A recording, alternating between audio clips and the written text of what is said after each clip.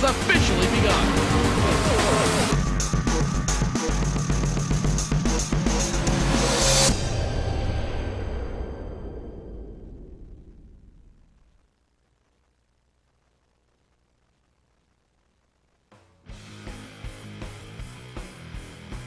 The road to $10,000 runs through the Michigan International Speedway, the Brooklyn Hills of Michigan, the site of round number 9 of the NASCAR Peak Antifreeze Series, powered by iRacing. We're getting ready to go for 125 laps around the 2-mile oval. This one is going to be exciting. It's going to be fast, and these guys are going to put on a show. One driver that's not going to put on a show is my co-host this evening. Joe Cortez is en route somewhere, but joined in the booth by the NASCAR Peak Antifreeze Series champion Mike Conti. And Mike, this is a huge racetrack. You really have to know who you're racing with. We're going to see some 2-wide, we're going to see some 3-wide, and oh, by the way, there was a brand new rules package, brand new build that came out last week. There's a lot of differences, let's say, from the last 2 weeks. Yeah, Tim, there's definitely a lot of variables going into this race that we haven't really had to deal with for the past couple of months. Build's been static. The car physics have gone unchanged for the last 3 months, so everybody's kind of gotten used to what they've been racing on. But with the latest build, increase in horsepower, a little bit different aero profile, definitely going to shake some things up tonight. I'm sure we're still going to see the same people up front. You're going to have Kenny Humpy, you're going to have the team, Ray Alfalla and the Slip Angle team, Lastro, all of them are still going to be up there. But maybe we'll see a few different teams that have struggled throughout the first part of the season come on strong tonight and grab a hold of this rules package before anybody else does. And on the top of the board when we go racing is going to be Corey Benson in the number 10, so it's good to see somebody different up near the front. Ryan Lowe with a top 5 qualifying run, and then you have the team with Humpy, King, Bolton, and even Thomas Davis in position number 6, Chad Lawton, Cody Bias. There's 5 members of the team up there in the top, 6 in the top 8 positions, I guess, as we go racing in a few moments' time, about 6 minutes away from going here. When you look at the point standings, Kenny Humpy is up without that drop by 75 points over Ray Alfalla. Ray, in turn, has a 30-point advantage on Chris Overland, but between Overland, Patrick Crabtree, Chad Lawton, there is only 2 points between those drivers. Kenny Humpy, there's a lot that are saying, sign the check now. He's got the advantage. What are you thinking? Yeah, Tim, it's going to be difficult to catch Humpy. He's proven to be the strongest car each and every week. He's consistent like no other. I have not seen anybody be as consistent as Humpy's been this season in this series history. So unless Humpy falls off the wagon and starts to struggle, which I don't think is going to happen with the time and effort that team puts into this series each and every week, there's no catching him unless something strange or out of the ordinary happens. So Ray, Chris, and everybody else that's chasing him, they're going to have their work cut out for him. And we're going to have a good battle for maybe third on back, because even Ray's out there pretty far right now over Chris. But right now up at the front, it's a one-man show, and all Humpy has to do is run consistently every week. We do have the chase format the last 4 races of the season, so that might close it in a little bit. But even with the drop, I think Humpy's still way too far out there right now for anybody to even consider trying to catch him. You've been involved in this situation before. You've been here running for a championship. As it gets closer to the end of the season, how's Kenny Humpy going to feel? Is he going to race any different? Obviously, he has a big advantage. But do you think that's going to play into his racecraft at all in those last few races? It's hard to say. It depends on the situation that he finds himself in, and it depends on how he decides to handle it. There's really nothing I can say or you can say or anybody else can say to try to predict what he's going to do.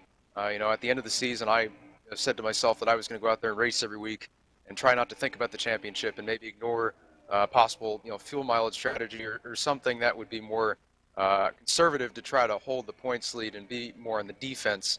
Humpy, might take a defensive route to try to hold that point lead. Might give up a few points, so he doesn't lose a lot.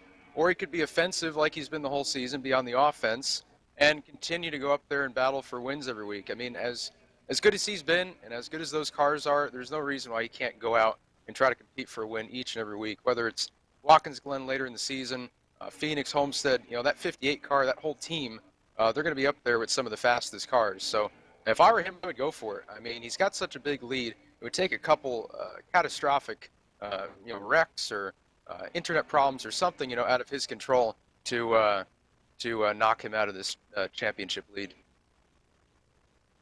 When you look at the weather here this evening at Michigan, weather's constant, partly cloudy, 76 degrees. The track temp's 102.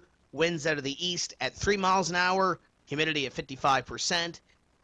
So not a bad racing condition for this evening's race at Michigan. I'm going to pop the standings up here as well, hopefully. And you look at the top 10. We talked about those top 5 positions.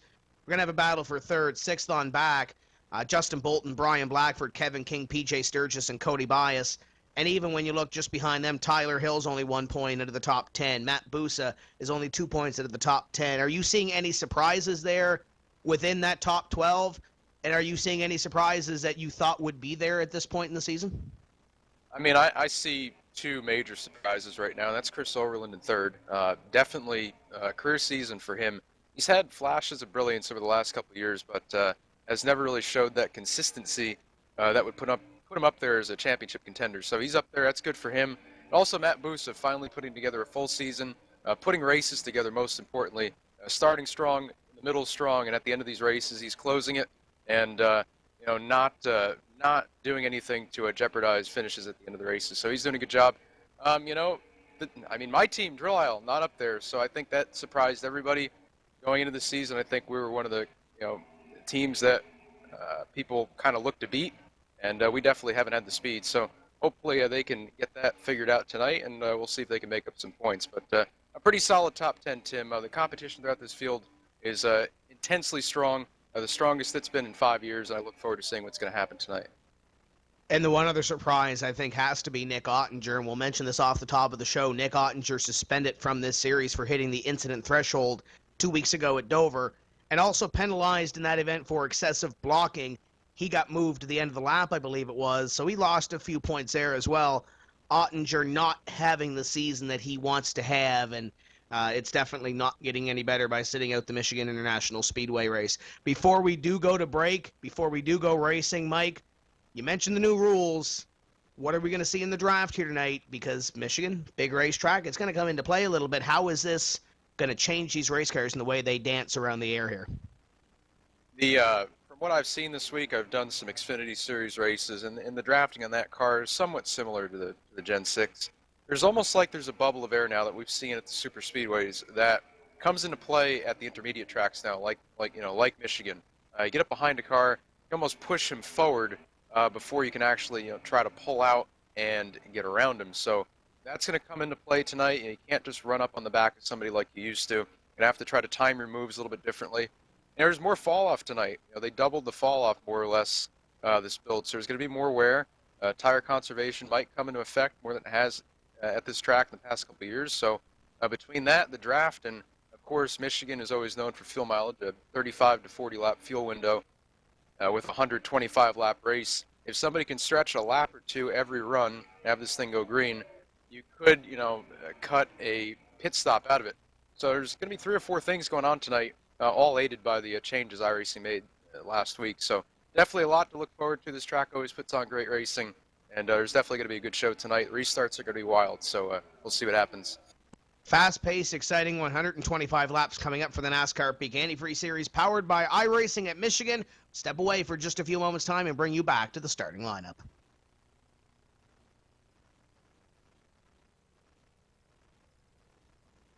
Sorry, guys. I never would have thought making duck calls would have stirred up this much excitement. No kidding. Got him coming up here. Shortcut time! That's what I'm talking about. You sure this is a good idea? Oh, yeah. I got this. I can't guarantee how this will end, but Peak can guarantee your radiator for life. Introducing the Peak Run True Guarantee. Check it out at peakguarantee.com.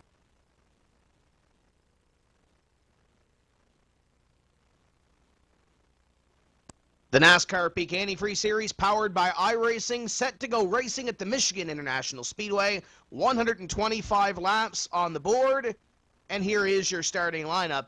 Beginning with car number 10, getting ready to get on the grid this evening is Corey Vincent with a time of 37.499. To his outside, Michael Conti, it's Kenny Humpy in the 58. Kevin King is third at a 37.53. Ryan Lowe on the outside of row 2 with a 37.55. You got Justin Bolton in the 36 rolling off in 5th. To the outside, the 83 of Thomas Davis. Great qualifying effort for him. 2 team cars right next to each other, Chad Lawton and Cody Bias. Ray Alfala second in points, rolls from position number 9 in the Wendell Scott Foundation number 2. To the outside, Taylor Hurst in the 74. 2 last row cars, 11th and 12th. That's Brandon Schmidt and Timu Evenin. You got Nathan Wise in the 24 and Patrick Crabtree on the outside in 14th place. 2 more last row cars, 15th, 16th, Chris Overland and Jake Sturgis. Brian Blackford rolls the 33 from 17th. Casey Tucker in the 28th, 18th. Second pay 32 car, Danny Hansen rolls off 19th. To his outside is PJ Sturgis. Former champion of the series, Tyler Hudson, rolls off 21st. To the outside, the 11 of Brad Davies. David Rattler and Brian Day go 23rd and 24th. Thomas Lewandowski, 16, and Alan Bowes in the 21. 27th is Brad Mahard. 28th is Stephen Gilbert. Shane Doherty makes the field this evening. He qualifies 29th, and Trey Eidson 30th. Brandon Hoff rolls off 31st, and Andrew Fash, the 3rd, goes 32nd. Tyler Hill, 33rd. Rob Ackley, 34th. Tyler Laughlin, the 51 car, rolls off 35th. To his outside, and 36th is Brandon Bowie. Alex Warren and Alex Scribner, your next row. Michael Johnson and Matt Busa, 2 GFR cars, roll off 39th and 40th. Completing your field, Landon Harrison, Byron Daly, and Adam Gilliland. 43 cars make up the field here this evening, and they are set to go green for the first of 125 laps around the 2-mile Michigan International Speedway. Glad you could be with us here on iRacing Live and all of our affiliates. The pace car going to head to the infield, and Corey Vincent on the hammer. Green flag flies, and we are underway. Vincent with a great start up in front. Humpy and King, the 2 teammates, trying to hold off Ryan Lowe and the rest of this field as we go down into corner number 1. To get single file for the first 3 spots, the battle is going to be for 4th with the 36 car of Justin Bolton. To his outside is the 38 of Ryan Lowe. Lowe going to find a spot in the line behind the 36. Top 6 or 7 or so single file all the way back to the car of Ray Alfala, and just ahead of them, the 26 pokes the nose down low on the 38 of Ryan Lowe. 26, 38 side by side. The 2 is going to clear the 83 of Thomas Davis, just as the 26 is going to clear the 38. The 2 now goes to the inside of the 38 car. Ray Alfala and Chad Lawton both on the move early as they pick up a couple spots before the first lap is completed. Yeah, Tim, we definitely need to watch off of turn 4 about 5, 6, 7 laps into this run. We're going to start to see these cars get sideways. The right rear tire has been really heavily worn this week, so we're going to try to see if turn 4 might be the trouble spot tonight when that right rear tire falls off. So if somebody can keep that tire on it better than the competition, that might smell trouble for everybody else. The 6 car of Trey Eidson had to start from pit road. He is back on the racetrack right now, and he is currently 1 lap down to the leaders as you just saw them pass Trey on the back straightaway. 3 car of Brandon Schmidt within the top 10 and looking to the inside of the 83 of Thomas Davis as they go side by side. If you're looking to get involved in all the action here this evening, join us in the conversation on Twitter. You can hashtag NPAS. That's hashtag NPAS. Join in on the conversation and tweet us what you think of this race this evening, 3 laps into the 125 lap distance. Brandon Schmidt's having a really good run so far tonight. We're only 3 laps in, but either way, Schmidt had his fair share of troubles this year. Been relegated to mid-pack finishes, hasn't been running all that great. So as a former teammate of mine, it's good to see him up there running strong in the 7th position. He's always been good at these bigger tracks. He won a Pro Series race back a couple years ago at Charlotte. So he's looking pretty good right now at Michigan. Really all the slip angle cars, the last row cars, and the team cars once again found their way up front. But ruining the party right now for them is Corey Vincent. He's gone by 0.6 of a second over Kenny Humpy. 36 looking at the 29, the 26. That is a battle for position number 3 as King leads that one. And the Pro Line number 29, nice white scheme on that race car this week, running in position number 3. But you mentioned it up in front, Corey Vincent leading this race. Could he be the one to upset the team? Obviously, Alan Bowes has won this year. Alex Warren has won this year, albeit on a little bit of fuel mileage, a little bit of pit strategy. Can Corey Vincent straight up beat the team? I mean, so far so good. I mean, he's got a lot of speed right now. He's easily a tenth and a half up on Humpy lap to lap. That last time by for Corey, he ran a 38.25 to Humpy's 38.38. So over a tenth of a second that time by alone. But we've seen this with Humpy a lot this season. He'll start off a little bit slower. Really all the team cars do. They start off a little bit slower, don't show a lot of speed the first 5 laps, but after 5 laps, as they go on into the run, they don't fall off as much. They keep their speed better than everybody else, and they come on stronger toward the end of the run. So we'll see if they can do that, but right now, Vincent's looking good. Somebody else who's looking good, Cody Bias back here is not running too bad. He's trying to pass Taylor Hurst right now for the 10th spot. And the 15 of Patrick Crabtree looks on from behind as well. This is the battle for 10th, 11th, and 12th. Taylor Hurst trying to defend that position, but he will lose 10th to Cody Bias. The 15 of Patrick Crabtree going to move underneath him, and Taylor Hurst is going to lose 2 spots and fall to position number 12. Timo Yvonen behind them. The 47 of Chris Overland also trying to make up a couple of positions early in this race as Hurst looks back at the 15 of Crabtree, but Crabtree will drive away a little bit here off corner number 2 and down the back straightaway. And there's Danny Hansen. There's one of your teammates back there poking that nose of the Ford Fusion out to the inside of the 24 of Nathan Wise. And I believe he's got Brad Davies in tow back there. It's a drill aisle train right now at the 32 and the 11. And Danny's really good at the intermediate tracks. He won at Charlotte last year in this series for his first win. Currently his only win in the series. But I mean, he's good when you get the big tracks that require a lot of momentum, a lot of finesse with the throttle and the steering inputs.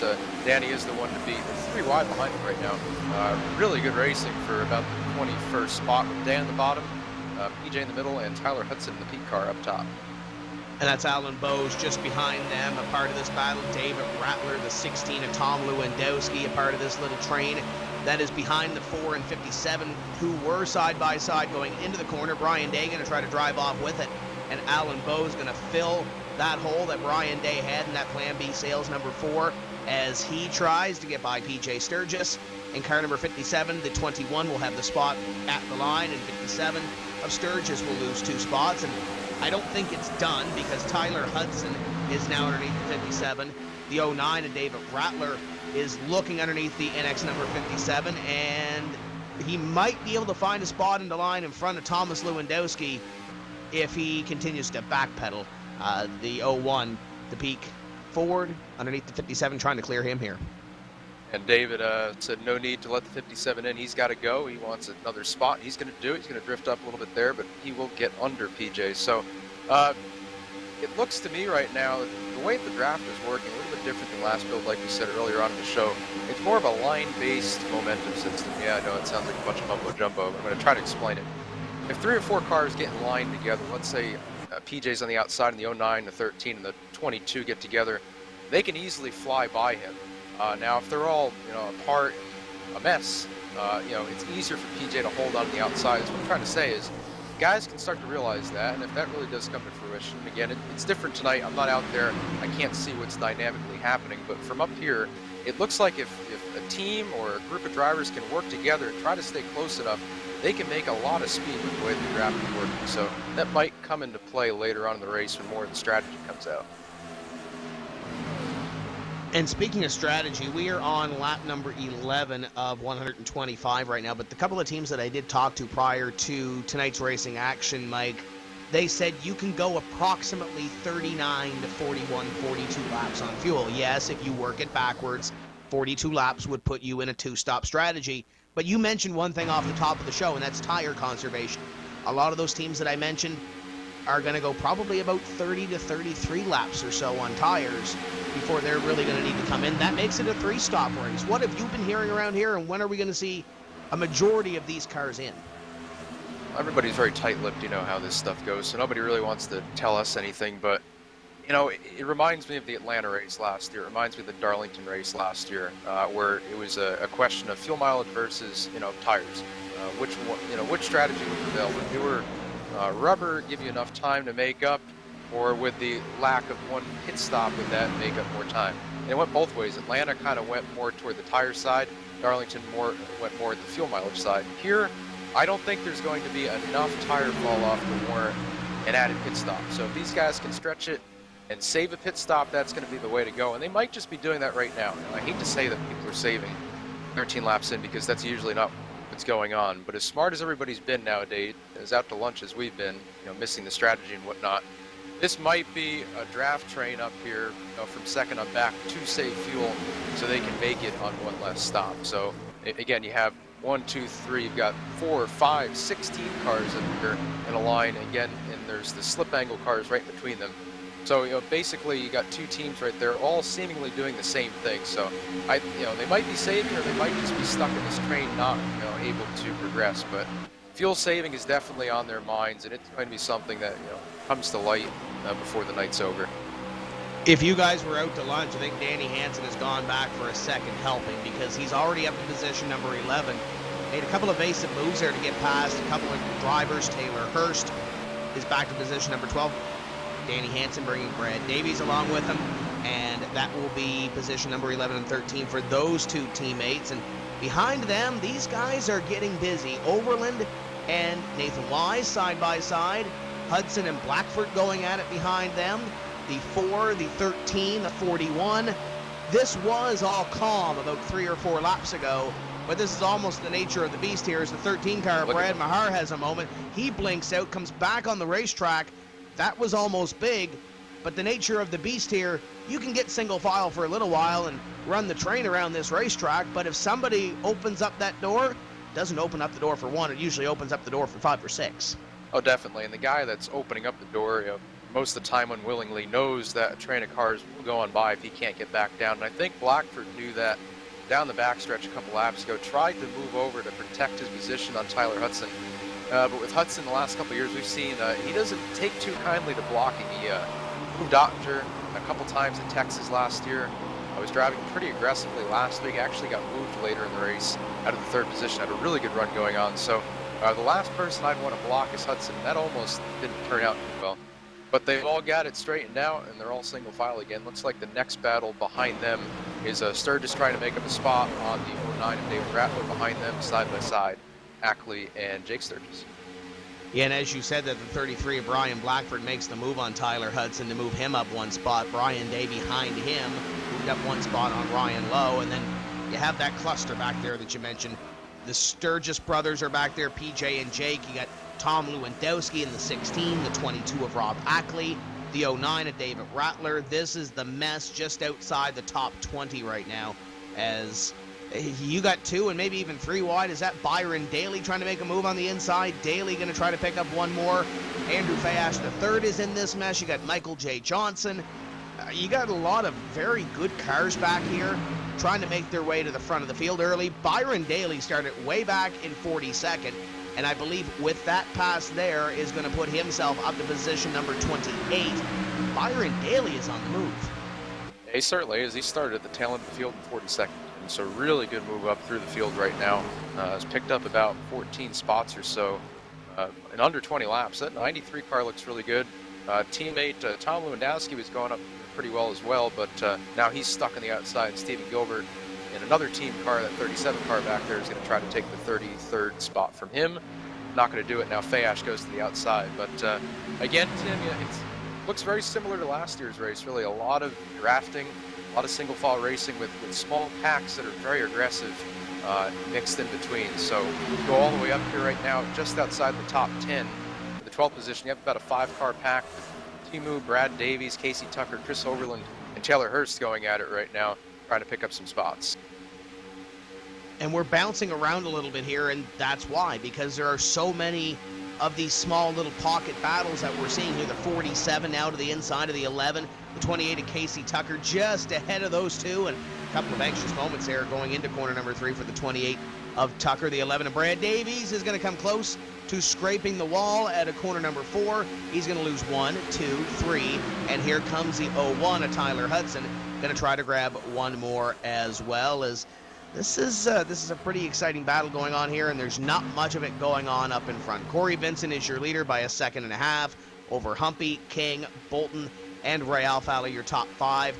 The closest battle within the top 10, Mike Conti, I believe Cody Bias may have just got past Brandon Schmidt, and Thomas Davis a couple laps ago just made that same move, so they are moving up, and Brandon Schmidt is back to position number 9.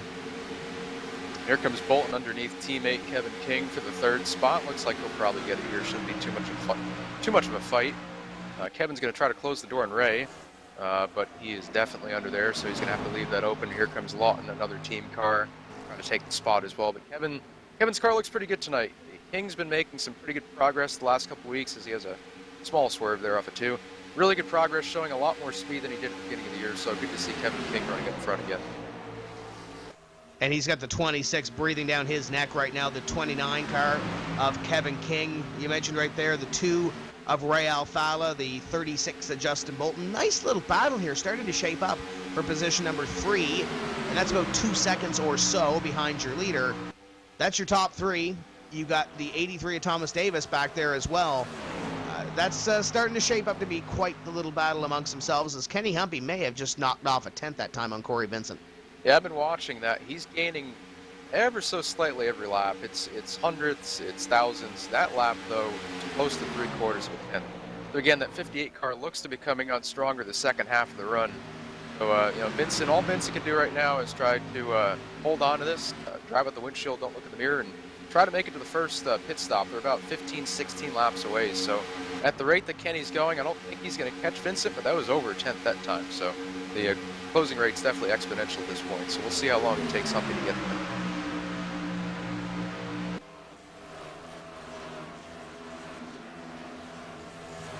Lap 23 being worked on the board, and Joe Cortez has joined us. And Joe, you joined us at a great time because everybody loves Michigan. This is a great battle here. 26 underneath the number 29. That's a battle for position number 5. 29 falling back. But Joe, it's getting to that time. We always talk with Tony, tire conservation against fuel conservation. It's going to be one of those races. It's got a long green flag feel to it right now. And these guys are going to start screaming for tires here within the next 10 laps. Some of them are going to stretch a little bit on fuel. What are you seeing so far here?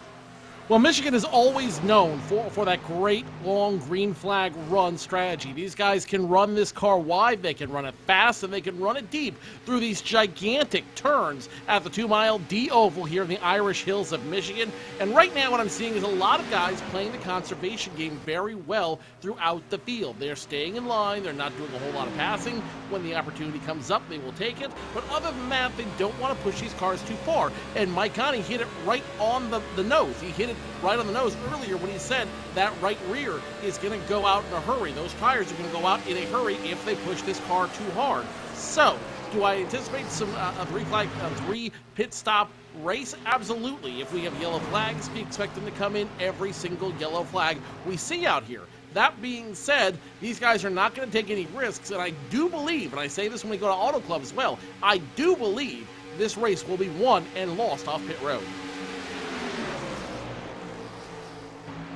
At 3 wide back here, just outside the top 10 behind Chris Overland, Brian Day on the bottom, Casey Tucker is in the middle, and Danny Hansen falling like a stone. The 32 car falling back here. Comes Blackford at the bottom to try to cover that position. So typical drill aisle problems, it seems like, guys. Decent short run speed, nothing to have in the long run. So Danny's falling back right now. Byron's still making some pretty good progress, and so is Tyler Hudson for that matter, all over the back of the enlightened movie car of Danny Hansen. So the 32 car comes off of corner number 2 down the back straightaway. The 01 just behind him and possibly using up a little bit of his stuff. Started in position number 19, was all the way up to knocking on the door of the top 10, and now is back to around 16th, 17th place as we run on lap number 26. And Corey Vincent is going to have some company here in the next couple of laps. After pulling away from Kenny Humpy by over 2 seconds, Humpy is beginning to reel in at car number 10. And not only, Joe, is he reeling him in, he's reeling him in big. The last time by, it was over 0.2 of a second that the peak number 58 knocked off the gap of the 10. Corey Vincent is going to have some company really, really quickly. If Corey Vincent listens very carefully, he can start hearing that bottom. You know that theme? The Jaws theme? That's what he's going to start hearing in his car here really, really quickly as the big shark starts to draw in on him closer and closer. Last time by, they were only 0.4 of a second away. I've got a feeling that Kenny Humpy might even bisect that by the time we go back around if he hasn't passed him already. And now you're seeing the strength of the team once again. These guys know what they're doing. They know what they need to do to set up these cars perfectly. And Kenny Humpy, who's had a flawless season so far, will be flawless once again. But then again, guys, we haven't seen pit stops yet, so an early lead is great, but you're still only on lap 28. You've got over 90 of these circuits left to go.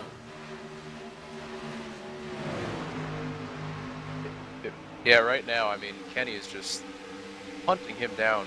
I mean, quarter of a second each and every lap. That was a 39.08 for Humpy, for 39.29 by Vincent. Now, the only thing that's going to slow Humpy down right now, guys, is that little bit of aero push that we have. Starting at about 0.3 of a second back, you start to lose the nose a little bit, and the caution is out. No need to worry about that.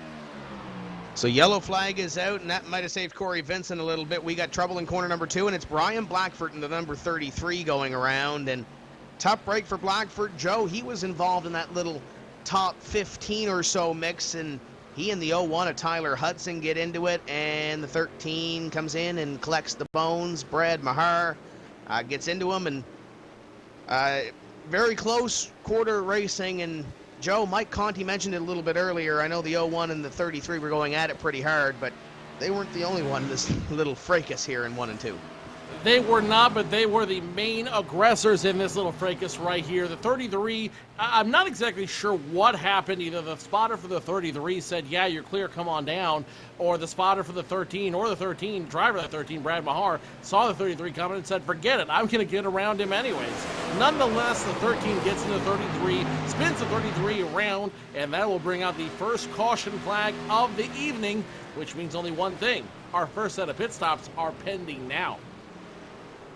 Definitely 4 tires in these pit stops, guys. I don't think you can do anything different. 30 laps in the tires. Basically need a full tank of fuel. You're not in any type of differing fuel window to where you can try to do some sort of wacky strategy to get off sequence. 4 tires filled up with fuel and try to go from there. Get the best pit stop you can.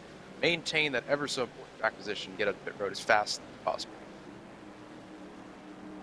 Down to pit road, and everybody is coming down to the attention of their crew. The 10 of Corey Vincent has led since we dropped the green flag, and we'll see if he can continue that off pit road. Vincent trying to upset the team, or what has been the story for most of this season. 10 car to pit road in his box, and he will go to the right-hand side of that race car. 2 tires in the right, and the left sides are going to have 2 tires put on. It looks like Tyler Hill may have missed his box because he's going to come off first. And it's going to be Vincent, Humpy, and the rest of the field. Joe, did you happen to catch what happened to that 9? Because it doesn't look like he stopped because he was all the way back outside the top 20. The 9 did not stop. He blew through past his pit box, so he's going to have to come down again, look for tires and fuel from that crew. You had a very confused crew down there looking at him like, what you doing there, boss? As he just passed right by. So tough break for Timmy Hill as he passes through. He will. Good news is he should pick up the point for leading 1 lap unofficially, but that being said, it doesn't help a whole lot when you're going to lose all those points for having to start at the back of the field. Corey Vincent in the lead, Kenny Humpy, Justin Bolton, Ray Alfalla, and Thomas Davies. And I don't know about you there, Mike, but it really looks like everybody kind of did the same exact thing. 4 tires, full tank of fuel, down and away. Yeah, barring any type of adjustments that we don't know about up here that they could have made, whether it be wedge or tire pressure, maybe added a little bit of tape, you couldn't really do anything much different. So that was as to be expected. Everybody's on the same strategy. Looking at that pit road sequence, the biggest loser on that out of the top 10 was Kevin King. He fell back from inside the top 5 to the 8th position. So a little bit of track position to make up for the 29 car, but as fast as he was in the early part of that last run, I'm sure he'll be fine. Lights are still on the pace car, so we'll take this opportunity to step away for just a few moments' time. Your leader is Tyler Hill. He did not pit. Vincent and Humpy complete your top 3. Don't go away. We'll be right back with more racing from the Michigan International Speedway.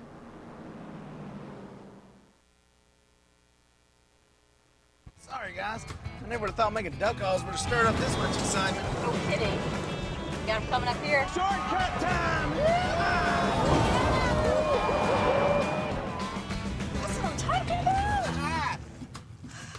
You sure this is a good idea? Oh, yeah. I got this. I can't guarantee you how this will end, but Pete can guarantee your radiator for life. Introducing the Peak Run True Guarantee. Check it out at peakguarantee.com.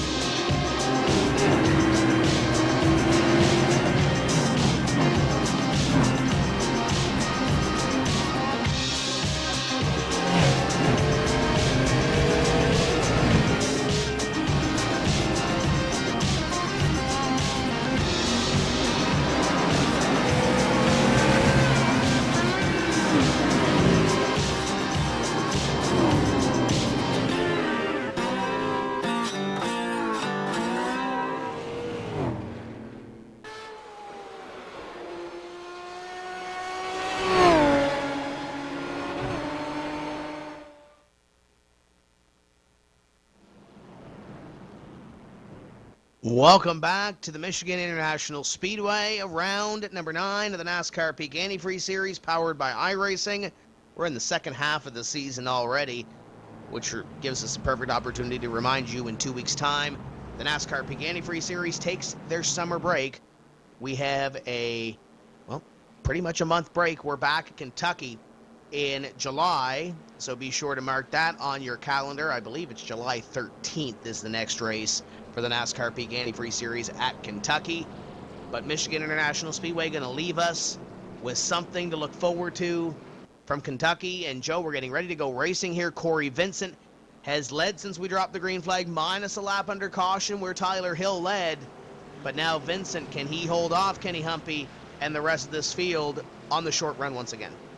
Well, he did it before. He definitely had the car to beat on the short run before. He definitely was able to get away from Kenny Humpy, but the question is, if Kenny Humpy did any adjustment to that car, it might be a brand new ball game. We'll find out. Here's a green flag back in the air once again, and Corey Vincent wastes no time, gets 3-4 car lengths over Kenny Humpy. Humpy drops down to the low line to work with teammate Justin Bolton. Now Ray Alfalla on the high side, and the two-time champion doing everything he can, digging high to try to keep up with those team drivers. Not gonna work though. No, it will, as Alfalla tries a crossover on the backstretch.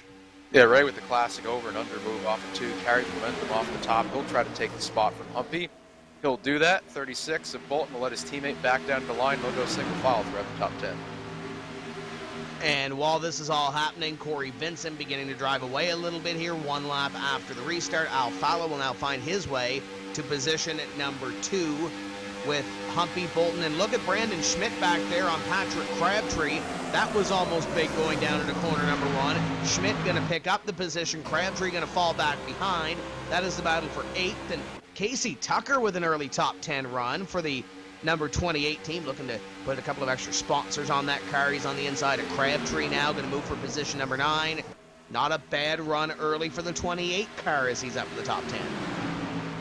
The 28 car really making some noise early, using the draft to his advantage. Did you see how he socked up on the bumper of that number 3 of Brandon Schmidt to get the advantage, to get up in that group? He's able to do so very successfully, and now he's going to try to ride on the back bumper of Kevin King. King, who had a good finish here a couple weeks ago in the NASCAR Peak Antifreeze Series, looking to build on that once again. He's not in any mood to give up any spots, but he might not have a choice as Casey Tucker comes down low once again. And moving back outside the top 10 to around the 15th spot, Overland has not been going in the right direction since the restart. He's been caught on the top, had a few instances of contact, a couple of cars trying to pass him. 38 in trouble. Sorry to cut you off, Mike, but 38 was in trouble there just a second ago. Now the 77 sideways. Almost could have been big as the 38, and it looks like the 82 might have made contact. Yellow yellow flag will stay in the flagman's pocket. It'll be still green flag, but very scary moments for Ryan Lowe and the 38 team as they almost bought the farm in 3 and 4, Mike. Yeah, that was a really scary incident right there, but they rounded it up and they're good to go. But still back on the 47, he is still on the top. A little bit of drafting help right now by the 57 of Sturgis, but he's still not going anywhere. So from inside the top 10 or right around there on the restart to back outside the top 20, Overland in that last row Motorsports field at entry, not going in the right direction. And he's got the 74 Taylor Hurst now to the inside. The 47 goes down on the almost to the apron as the 57 and 22 go side by side in front of him. We're going to see these little pockets as we move through the field out beyond the top 10 right now, as that's the closest battle, I think, on this racetrack right now, Joe, as it's kind of subsided a little bit. Nathan Wise in front of them goes down towards the apron trying to make an evasive move on, I believe that's Alan Bowes in the 21. And that's the nature of the beast here at Michigan. We're going to see these little pockets of racing all throughout the field, and it doesn't matter if we're 1 lap into the run or 30 laps into the run, they still put on a show. Well, you're seeing everyone getting a little aggressive here, and when you're outside the top 15, you're outside the top 10, so Brian Day fighting off the former champion Tyler Hudson and Timo Vonen right behind them. These guys can get aggressive. These guys can find a way to break through the field. They have nothing to lose, literally. So at this point, they're okay going on a different pit cycle than those in front of them, because what's the worst that can happen? They lose any more positions? These guys are digging as hard as they can, and I can't blame them. Another guy digging as hard as he can is your leader, Corey Vincent. Last time around, 0.7 of a second over Ray Alfala, nearly a second over Kenny Humby, and this time that lead looks to grow. Just like the first run, Joe, Vincent looks really strong the first 10, 15 laps, pulling away by a 0.5 of a second to 1/10 of a second every lap over Ray and Humpy. Now, the only difference between this run and the first one is that Humpy isn't in second to start the run. He's now in third, so he'll have to pass Ray and try to get up to Vincent, the second half of the run. So it's going to be a little bit more work for him. But again, we'll see here as the tires start to wear out, see if Humpy can still do the same type of working the first run. But with the added aero effects behind the 2 car now and the 10, might be harder for him to try to get a run up to them, but we'll see what he can do. 24 was dead sideways off of corner number 2 the last time by. He's being passed 3 wide as he is on the outside going backwards. He was inside the top 20, and that last lap by the scoring loop, he is 26th and continuing to fall back. He'll be well outside the top 30 the next time he is back across the stripe. But Joe, I know you saw that. What happened with that number 24? Was there any contact there that sent him back outside that top 30? No contact with the 24, Nathan Wise, coming off of turn number 1. It looks like he just got too wide off the turn, almost got into the wall, saw it, and tried to make an evasive maneuver. Unfortunately, he overcorrected. He got sideways, went back into the wall, able to keep it moving the right direction. No yellow flag on that incident, but the 24 definitely has some heavy damage all across that right side. And now the 24 is going to be playing catch-up for the rest of this race. With that damage on his car might as well be done for the rest of the evening. Yeah, it's really tough to say with the damage this build. It seems a little bit more forgiving, hard to wall contact, pancaking, that sort of thing. Doesn't seem to really affect the straightaway speed as much as it used to. So Wise might be okay, but I mean that's a lot of damage on the right side.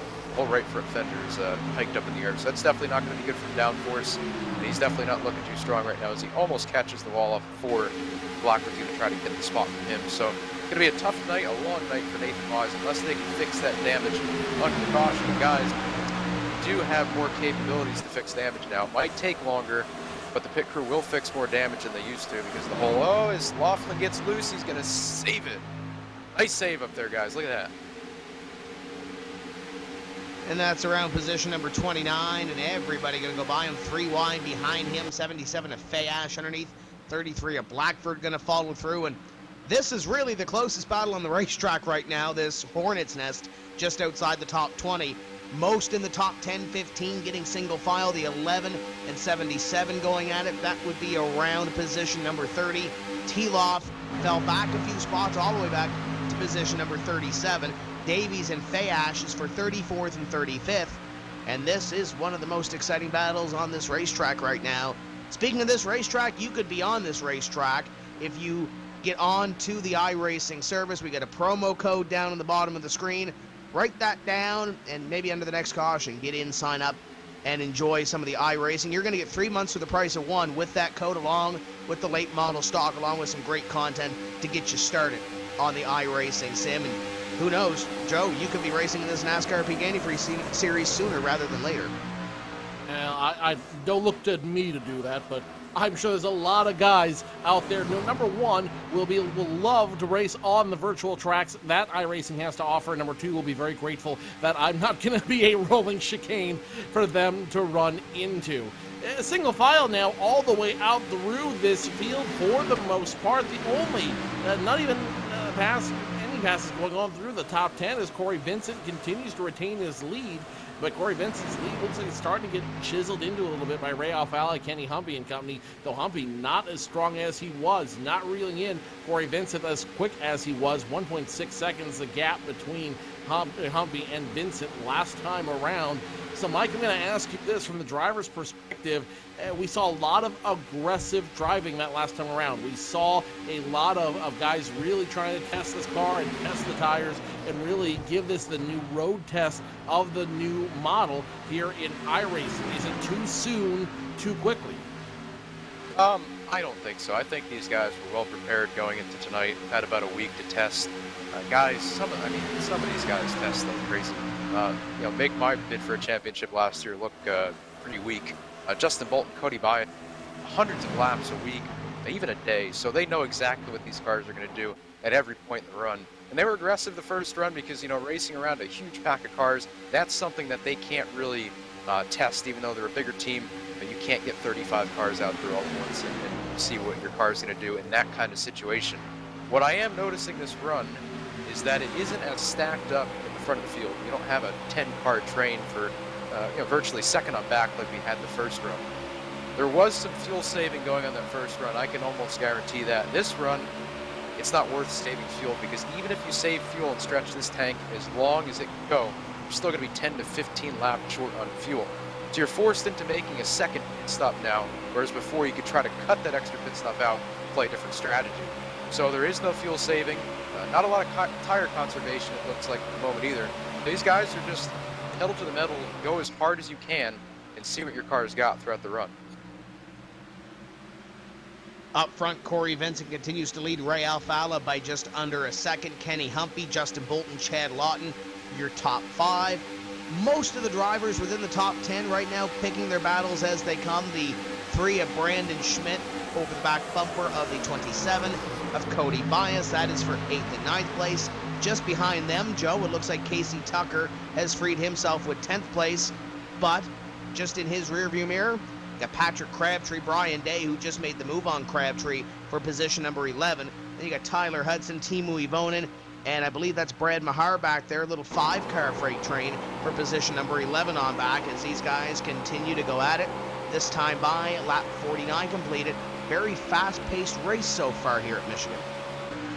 Very fast-paced so far, and we've only had one caution flag, and I'm about to hold my breath saying that right now because if you remember, the last caution flag came out right around lap 30, right when we were right in the beginning of that pit window. So I'm wondering almost if we're going to see a very similar incident happen here in the next 10 laps or so. I'm being told that the 21 may have hit the wall. That's Alan Bowes, as he's getting passed now by everybody underneath him. So Alan Bowes might have some trouble out there as well. I think Bowes just knocked the speakers right off his desk. That was a huge hit off a turn two, and I think we've all been watching him the last couple laps slide back extremely quick, and that car did not look good whatsoever. Now the whole right side's knocked off of it, so a tough night for Bowes. Just got even tougher. Him, Nathan Wise, a couple of those guys that are nursing damage, they're going to have to nurse it to the next pit stop and see if the pit crew can fix the damage. But it looks lean and green right now, guys. There's some racing in spurts, but nothing that could really provide a caution right now from what I can see. It's been feast or famine this season for Alan Bowes. A tough break for him here, as you guys mentioned. Bowes all the way back, and it looks like he may be coming to pit road here. The 21 definitely going to come down to the attention of his crew to try to get some of that knocked out caution flag on the speedway. We got a caution behind him. Danny Hansen, the 32 car around off of turn 4. Looks like he just lost it all by himself, guys. We're going to have to spool that up in the replay, but car was loose the whole night, but it looks like it might have gotten out from under him there. Not necessarily, my friends. It looks like, taking a look at the replay, it might be the 89 machine that got into him. That Flam machine of Landon Harrison may have pulled a Flam on the 32 of Danny Hansen. Taking a look at the replay, not so much. If anything, he took the air off him, and that will spin out the 32. But I had a feeling, guys, as soon as I said yellow flag, we would see one, and there it is. And now we're in a fuel window now, so this is going to change everything for these guys. I could be wrong, but was the 24 car out of fuel down the back straightaway, or did he blow a motor with that car? It's under power, I believe. It's coming down to pit road now. The 24 stops in his box. Could the Sim Seats car not have taken fuel on that last stop, Joe? Because he's down on pit road getting service now to his race car. He looked like he was out of fuel. Negative right before he crossed from the start and finish line to begin lap 51. Heavy black smoke poured out of the 24 machine, and the engine on that thing just went out. And that car is gone. That damage he took at the beginning of that run when he ran into the wall right midway through, that cost him. That cost him the engine, and now he is going to be down on pit road. I don't think they can fix that, and if they can, it's just going to be to see how many points he can salvage from this night. Corey Vincent will lead down Ray Alfala, Kenny Humpy, Justin Bolton, and the rest of your field. Wholesale pit stops happening now. And believe it or not, guys, going back to Nathan Wise, that damage is fixable now. That is fixable. It might take upwards of a half an hour to fix that if he decides to go through with it. You never know if he can fix that and have some attrition come into play late in the race. He could gain a couple points that could, be the difference between top 20 or not, top 10 or not. So definitely going to try to get that 24 car back out there. And Nathan Wise currently sitting 13th in the championship point standings after 8 races. 4 tires going on the 10 of Corey Vincent, and they'll drop the jack. He is down and away, and he'll win the race off pit road. Question is now, Joe, and I know we like to talk about strategy here. It's lap 53. You can go approximately 40 laps, just maybe a little shy of 40 laps if you save it a little bit on the fuel. Obviously, tires, you're going to want to pit a little bit sooner. But if you go 40 laps from now, you're on lap number 90, 93-ish, which means that you would need to go another 35 laps. Do we see anybody stretch it here on one more stop? Plausible, but I don't think it's probable, and I'll tell you why. We've already had 2 caution flags, and they've really corresponded right with the fuel and pit strategy windows, so it wouldn't surprise me if we have another yellow flag come out at a very opportune time, say about lap 90 or lap 100 or so, and I think that's going to bring everyone in one more time, and the biggest beneficiary to that is Corey Vincent, because he has been dominant on restarts. He has led all 54 laps without question. Well, he's led all 54 racing laps. Let's put it that way. Timmy Hill may have been credited for 1 lap there by accident. It looks like he's going to be credited for a lap again. No, he's not. Anyway, Tyler Hill's going to be credited for a lap plus or minus. But nonetheless, Corey Vincent is the biggest beneficiary of this. And if you're Corey Vincent, you're almost looking for something to throw out the window at around lap 90, 100-ish, just to make sure you get that caution flag in order to win this race. Yeah, I mean, if you play the odds, there's more of a chance of a caution coming out at an inopportune time than there is at an opportune time. There's only a small window that the caution could come out at or in to make these guys not have to defer from the strategy that they're on right now. So if a caution comes out in 10 or 20 laps, that's going to throw a wrench in everything. Then they'll have to make an extra pit stop, and then they'll have to decide whether to do 2 tires, 4 tires, all the fuel, some fuel. So there's a lot of strategy going to be played, and as we've seen, like Joe said, there's been a caution about every 30 laps, every 25 laps. So if that trend does continue, we might be looking at some different strategies at the end of the race. But a different strategy right now is Tyler Hill, guys. Looks like he's going to stay out on the track and take the lead here for this restart. Saw a driver there that was busy a little bit earlier, but now under caution, he can take a little bit of a breath. It's Michael J. Johnson. He's worked up from the 39th place starting position all the way up to 18th place, so he's about halfway to his goal. He wants to get up, obviously, and try to contend for the victory. But Joe, he's in that hornet's nest right around a lot of those battles that we've been seeing in the first 55 laps of this race, where there are 2 and 3 wide racing, and they're stacked about 3 or 4 deep in the battle. It's one of those packs where you really need to hold your breath, and hopefully you come out on the other end with a clean race car. And so far, so good for Michael J. Johnson, running in position number 18. You might need to watch that car as we continue to go through here. Hill is going to stay out. The cars are doubled up. And Joe, hold on. This number 9 car might give us a show. You know, I'm going to be watching the 9 car, but I'm also going to be watching probably about all the way back to position number 9, 10, and so. Brandon Schmidt has had a hot little number all night, and he wants to continue to dig to make that car dig. Kevin King has been in the mix all night. Tyler Hudson, the 0-1 machine, has been in the mix all night. And then there's guys like Brad Mahar, Jake Sturgis, Brandon Bowie, who have all been fighting them in their own hornet's nest midway through the pack. I think Tyler Hill and Corey Vincent will give us a great show at the start. I think the guys about midway through, about 10th and on, are going to give us the big show to watch when we get back to Green Flag Racing. 2 things to remember here. Kenny cannot change lanes or try to pass the 9 car if Tyler does spin the tires. There's a very good possibility of that. Quite a few laps on those tires. It's going to be really hard for him to get up through 2nd and 3rd gear. The best thing he can do right here is to roll faster and try to go sooner, minimize that and make it best for himself. But we'll see here, guys. It's going to be a heck of a restart. Might open the door for somebody that hasn't led the race yet. Could this be the opportunity that a guy like Rael Fowler or Kenny Humpy on that 2nd row need to get past Corey Vincent? Vincent on the outside, Tyler Hill on the inside. Green flag is out here, and there goes the wheel spin to the inside, and 58 of Kenny Humpy going to go through the middle. The 2 of Rael Fowler cuts down. The 9 got out of his lane. The 58 went to the middle 3 wide. I don't know, Joe, how the officials are going to see that and whether that's a lane change or not. Let him have it. I'm going to agree with the driver. Let him have it. Let him race. Get out of the way, officials. We appreciate the work you do, but this is racing. Yeah, there's nothing you can do when somebody spins the tires that badly. The only thing he could have done was to check up the entire bottom line and stay behind him, and that would have just caused a huge wreck in the back, which might still happen here, guys. There's cars everywhere. I mean, this is great racing right now. You got 2, 3 wide, 10 rows deep right now. The 9 car continues to fall like a stone. He's backing up the 27 of Cody Bias a little bit here. Meanwhile, up in front, we got a new leader, guys. It's Kenny Humpy in car number 58, the 2 of Rael Fowler in 2nd. And then that 10 car, who's been oh so strong all night long, Corey Vincent.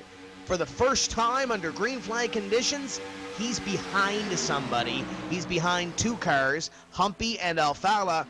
We'll see if Corey Vincent can handle traffic as good as he can out in front on this short run. Humpy, though, has some company in the Wendell Scott Foundation number 2, Ray Alfala, on the hunt. Alfala is on the hunt, and he's had a car that's been able to keep up with your leaders. So let's see what he can do when he gets in traffic. Kenny Humpy, though, infallible so far. Can he remain? That's a $64,000 question. But Corey Vincent, you guys, is a guy I'm keeping an eye on, and I'll tell you why. Corey Vincent has led the majority of the laps, except for the save the last 6 or so.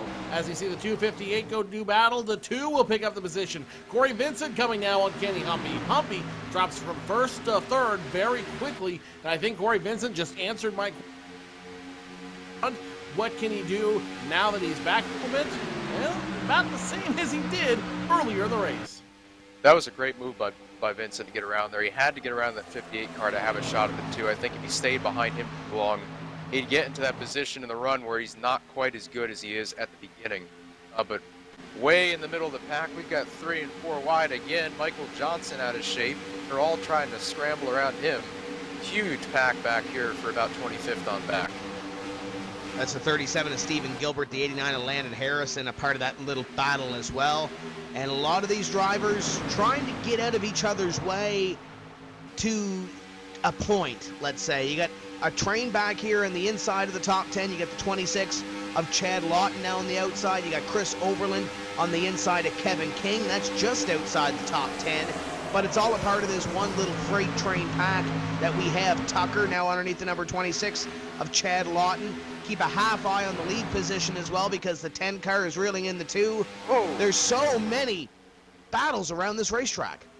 Chad Lawton almost bought the farm after making contact with a 28 of Casey Tucker. Had a bad wiggle on the backstretch. Good news, he was able to save it before he got into Tyler Hudson and company, but now they are starting to bunch up something fierce as the 47-01 do business. The 27-29, the team teammates bisected by the duo of the 01 of Tyler Hudson and the 47 of Chris Overland, the double clutch HDRN machine, trying to do business in that mix. Lots of battles going on, lots of guys doing business. You wouldn't know this is lap 62 if you were just tuning in right now. Overland wisely backed out of that position right there. He was 3 wide, tight in the middle. And, you know, give credit to Chris Overland. He does not race in the best of equipment. He uses an old Driving Force GT, a small Dell monitor on a subpar computer, and he puts the car into places that I don't think a lot of these people could do without the aid of 3 monitors. Like position right there where he was in the middle 3 wide like that, to hold his line that steady and not get into anybody. Really, really impressive. Like I said at the beginning of the show, guys, Chris Overland has showed that he can compete in the series. Yes, he has good cars. Yes, that team is one of the strongest teams in the series. But you have to drive the cars, and Chris has done a fantastic job this year doing so. Up in position number 3 in the standings and holding off some very close competition, including the driver 2 positions behind him right now, and that's Patrick Crabtree. There's only 1 point in between those two when it comes to the standings when you do not factor in the drop race that these drivers have in the first portion of this season. It's going to be a close battle between those drivers. Just in front of them, it looks like Tyler Hudson has picked up a spot on Casey Tucker, so move Casey Tucker back to position number 10. And the 27 of Cody Bias just behind them in position number 11. One small mistake in this little freight train, and Joe, he's lucky, Casey Tucker's lucky he didn't go back more than that 1 position, because he's got a whole host of hungry competitors behind him. They are hungry like the wolf, as it has been said before, and I've got a feeling that this hunger is going to continue to grow. But Mike, I don't know about you, and I don't know how much testing you've done with this thing, but with this new model, they seem like they can be really sporty and have a lot of fun with this car.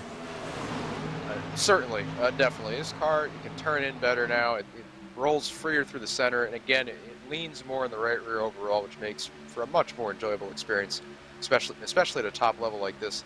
They did, however, have an update after the big build that gave these cars a half a second worth of grip, guys. Before that update, you think these things were slotting around now. My goodness, it looked like it landed on 50-lap old tires. It was absolutely awesome and ready to be spun.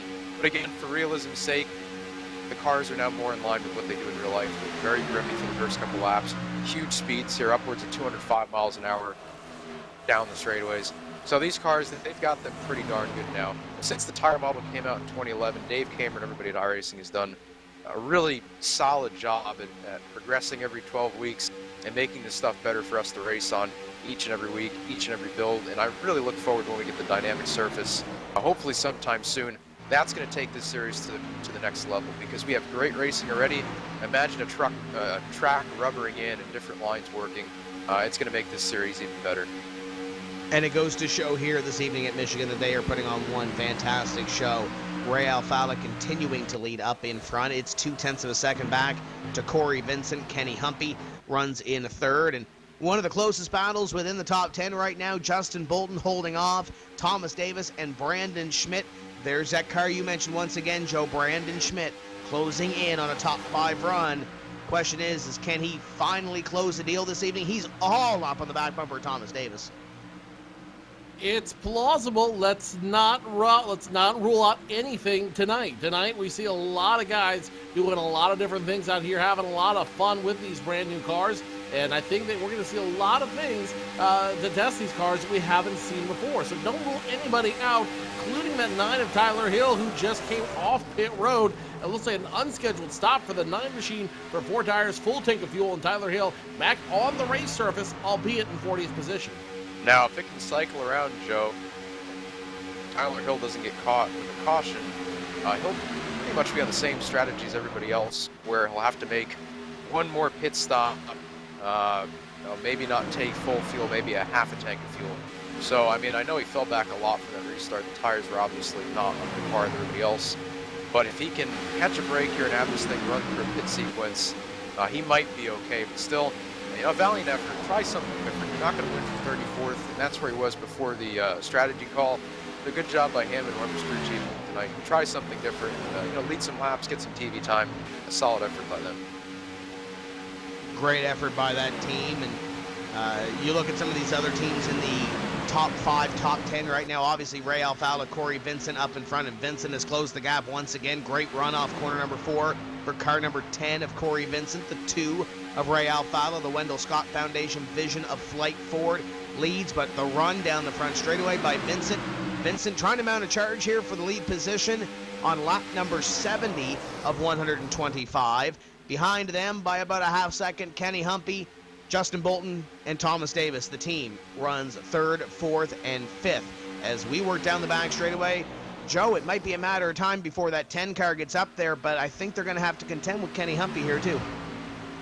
Well, let's not count anything crazy yet, just as a 10. Well, never mind. The 2 and the 10 now side by side. 10 on the apron, 2 on the racing surface. 10 will merge back up, and now he's going to go for the lead. Yes, he will. Alfala forced to take number 2 in the number 2 car, while Corey Vincent will be your leader.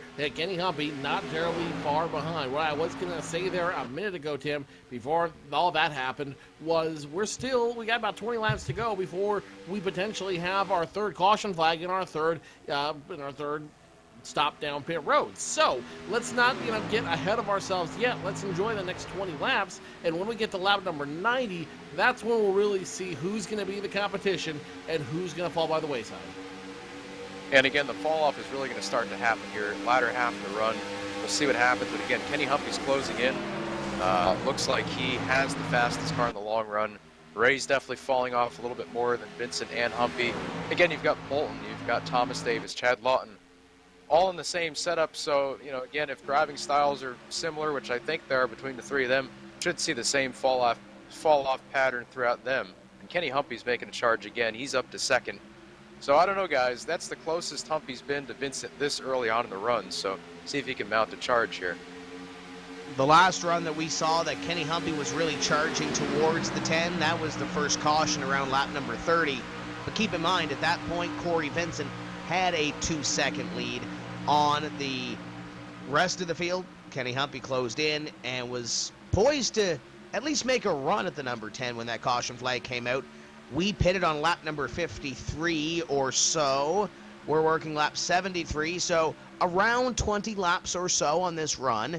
And that is when Kenny Humpy, on the initial start of this race, Joe, started to reel in the 10 car. The difference is it's not 2 seconds, it's 0.2 of a second, and Kenny Humpy is there on the number 10 of Corey Vincent. Question is, when does he reel him in that extra car length and make the move for the lead position for the first time this evening? Well, it looks like he can reel him in at any given time. Now, Kenny Humpy did lead a couple laps earlier. As you run on board with Kenny Humpy, he did lead a couple laps here right when we restarted for the 3rd time tonight. He was a very quick-lived lead, but it was a lead nonetheless. Now, Kenny Humpy, he's right on board with him. You see just how close he is to the 10. He could strike at any time. All he's got to do is reach out with the long arm of the team, and he can very easily catch the 10. But right now, I think he's playing conservation games. I think he's waiting to make the pass closer to when we have that pit stop, because the 58 and 10 will probably come down at the same time. When that happens, the 58 will have the advantage, and the 10 will be playing catch-up to the 8, hoping for what will be another win on what's been a ridiculously dominant season for Kenny Humpy and the team. And Joe, I think that dominance comes from something in that setup that team has figured out over the past couple builds that really makes those cars hang on over the run. If the guys that are doing the cameras can close up on the 58 car at some point, you'll see that the nose of his car is sitting quite a bit higher than the 10 car. Now, why that works? Well, I'm not sure. If I knew, I would be doing it, and the drill aisle wouldn't be running good pack right now. But my point is, 58, 36, 83, 26, they all have the same attitude. That attitude makes it good in the long run. That opens up options for them. They can maybe go another lap on tires, maybe another lap on fuel. It won't matter as much. If Vincent did the same thing, he would lose more time. And now Humpy's got the lead. So Vincent really should come in a lap earlier than Humpy, try to get the advantage of the new tires earlier on, and try to leapfrog back around him. And it was just like it was a time move as Kenny Humpy took the lead it was the 36 of Justin Bolton that took position number 3 away from Ray Alfala. So Alfala back to position number 4. The 10 of Corey Vincent runs in between the team cars. And this is something we haven't seen all evening. Yes, we've seen Kenny Humpy really quick on the longer run, but now Justin Bolton's really following him and trying to mirror what the Peak Chevrolet is doing, which is now in the top spot.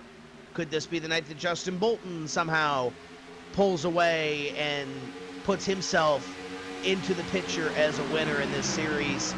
Justin Bolton might have something to say before the end of this night.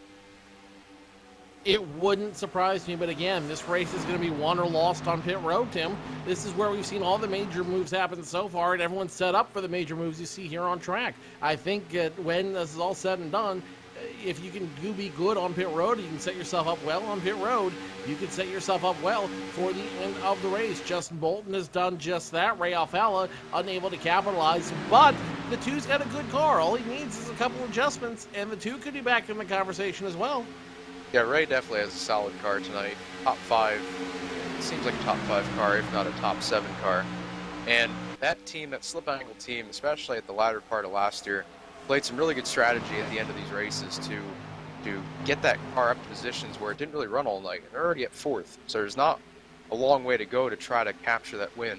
They can get onto pit road earlier, maybe leapfrog the top 3, and get track position, get clean air on that car. That might be just enough to get him the win. And that really goes for anybody up here. If Chad Lawton, if Thomas Davis, if Bolton, who's all over the back of Vincent, if Brian Day, who's up here out of nowhere, so good run for him back in 7th. If one of them can play a little bit different strategy, get the tires on earlier, they could come out ahead of everybody else.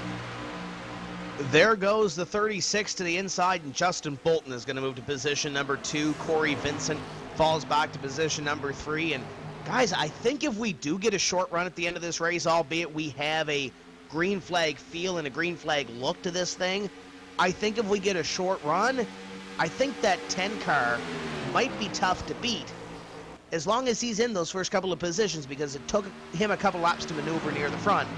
But now he's falling back on lap 30-ish or so of this run, getting close to what could be a green flag pit stop for these guys coming down and getting tires on these race cars. Lap 80 completed, working lap number 81 of 125. The 2 of Ray Alfala under fire from the 26 of Chad Lawton. Thomas Davis behind him. And I think the 10 car, he's actually keeping with the 36 as they go down the back straightaway. Kenny Humpy pulling away a little bit. Kenny Humpy's starting to pull away a little bit, certainly, and I'm a little bit concerned about what's going on to the 10 of Corey Vincent. Just as concerned with what's going on the 2 of Ray Alfala. As he gets passed now by Chad Lawton, Alfala will drop down to the very tail end of the top 5, could drop out of the top 5 if Thomas Davis, 83, has anything to say about it. They will block him, and Thomas Davis forced to try to figure out something else to do here on track. And guys, I'm a little bit concerned about those cars, and I'm wondering if, because they were in the lead, because they were so easy at the beginning of anticipating another caution flag to come out, I'm a little concerned that these guys may have burned up their cars underneath them. They may have burned up those tires underneath them. They may have burned off a little bit more fuel than they wanted, which creates a little less weight on the rear end. So I'm a little concerned, guys, and maybe Mike can answer this a little more. Possible they burned up their cars too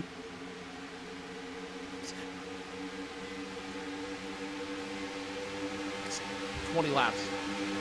Yeah, they very well could have. Corey Vincent definitely drove harder this run than I think he did the prior 2 runs, just because he had to start a couple positions back more.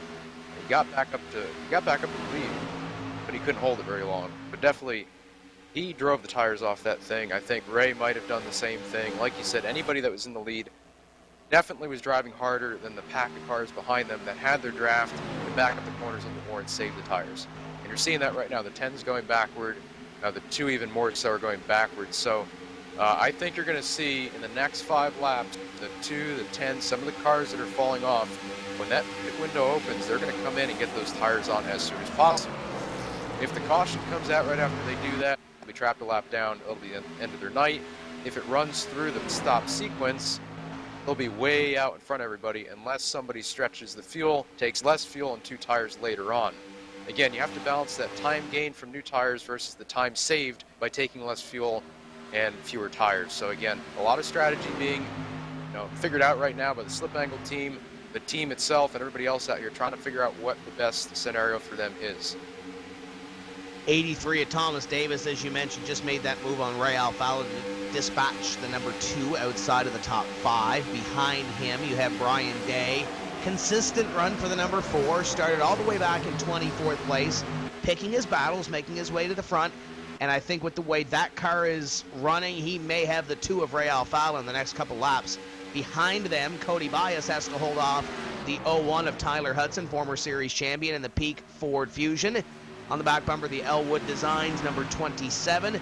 That is a battle for positions number 8 and 9 as we come up at a corner number 4. 85 laps completed this time by. 40 laps to go in this one. So here's the question now. These guys could possibly make it on one more stop, but I've got a feeling that strategy will be truncated if we have another yellow flag somewhere in the mix, which I've got a feeling we will. And now, Mike, I'm going to ask you once again from the driver's perspective, how does that change? Right now, you're at lap 86. You may have to come down between the next 20 laps or so. When do you make that call to come down pit road?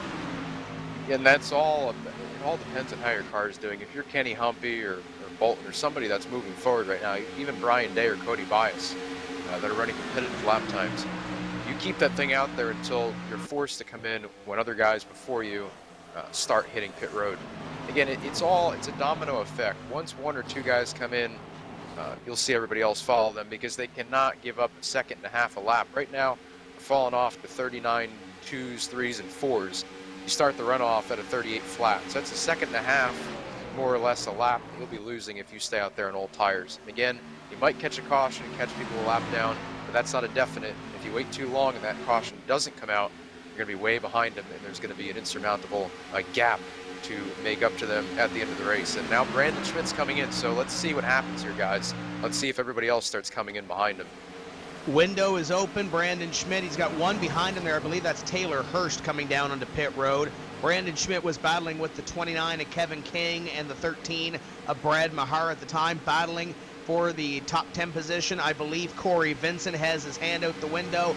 Ray Alfalo, and he mentioned it, the domino effect happening here, Joe. A lot of these drivers up front going to take the opportunity to come down, led by your leader, Kenny Humpy. The Peak number 58 comes down onto pit road, and along with Corey Vincent and Chad Lott. Justin Bolton, Kenny Humpy, Corey Vincent, all down pit road, Ray Alfalo. And this really surprises me, guys. I am surprised that all of these guys elected to come down right at the top of the window. But you know what? If you're going to come down one more time, might as well make it big for everyone involved. Kenny Humpy will pull into his stall first ahead of everybody else, and it should be a 4-tire stop and a full tank of fuel for Kenny Humpy and everyone else involved. Will he be the first one off, though? That is a $64,000 question as the left sides go up on the number 58. 58 down and away, and yes, he will exit pit road first. He will be followed out by the 36 of Justin Bolton, the 10 of Corey Vincent, and the 2 of Ray Alfalo. And that might just be race over for everybody else if we don't get another caution here, guys. Oh, Brad Davies loose off 4. If they don't get another caution, this is Humpy's race to lose now, unless somebody takes 2 tires. But, guys, even 2 tires isn't going to do anything at this point because you have to take a full tank of fuel. The time it takes to get that car filled up, you might as well take 4 tires and maybe spend another half a second in there. So it's Humpy's race to lose, just like we've seen the rest of the season. Bolton is close enough. Vincent's still up there. But, I mean, it's going to be really tough for them to do this. 26 car coming onto pit road, the 4, Brian Day, the 27, and Cody Bias had a moment coming onto pit road, gets it down to pit road speed at 55 miles an hour. So your top 3, or who were your top 3, are now onto pit road. Timu Ivonen is your leader. He stays out on the racetrack, and gentlemen, I believe he is the only driver to stay out on the racetrack. I believe everybody else may have come down pit road, maybe with the exception of Alex Warren. The 82 is out here as well. But Joe, we know him. He's won a race on pit strategy this season. He knows what he's doing, right? Caution's out. Yellow flag. That changes everything again. Yellow flag is out for the 3rd time tonight, and that, you're absolutely right, that does change everything again. And it looks like it's going to involve the 9 of Tyler Hill, and I'm not exactly sure what happened to him. Looks like he might have got squeezed into the wall by the 74 machine up belongs to Taylor Hurst, and the 9 spins by itself as a result of that, and that's going to bring out the caution flag for the 3rd time. And talk about not a moment too soon, especially if you're one of the leaders that came down pit road just a handful of moments ago. Now this might not change a lot, except for the guys that haven't pitted yet. It seems to be that everybody that pitted up at the front of the field, Kevin King on up, and that's the 23rd position on up, are on the lead lap still. And they didn't have too many laps in those tires, maybe 2, 3, 4 laps on the tires.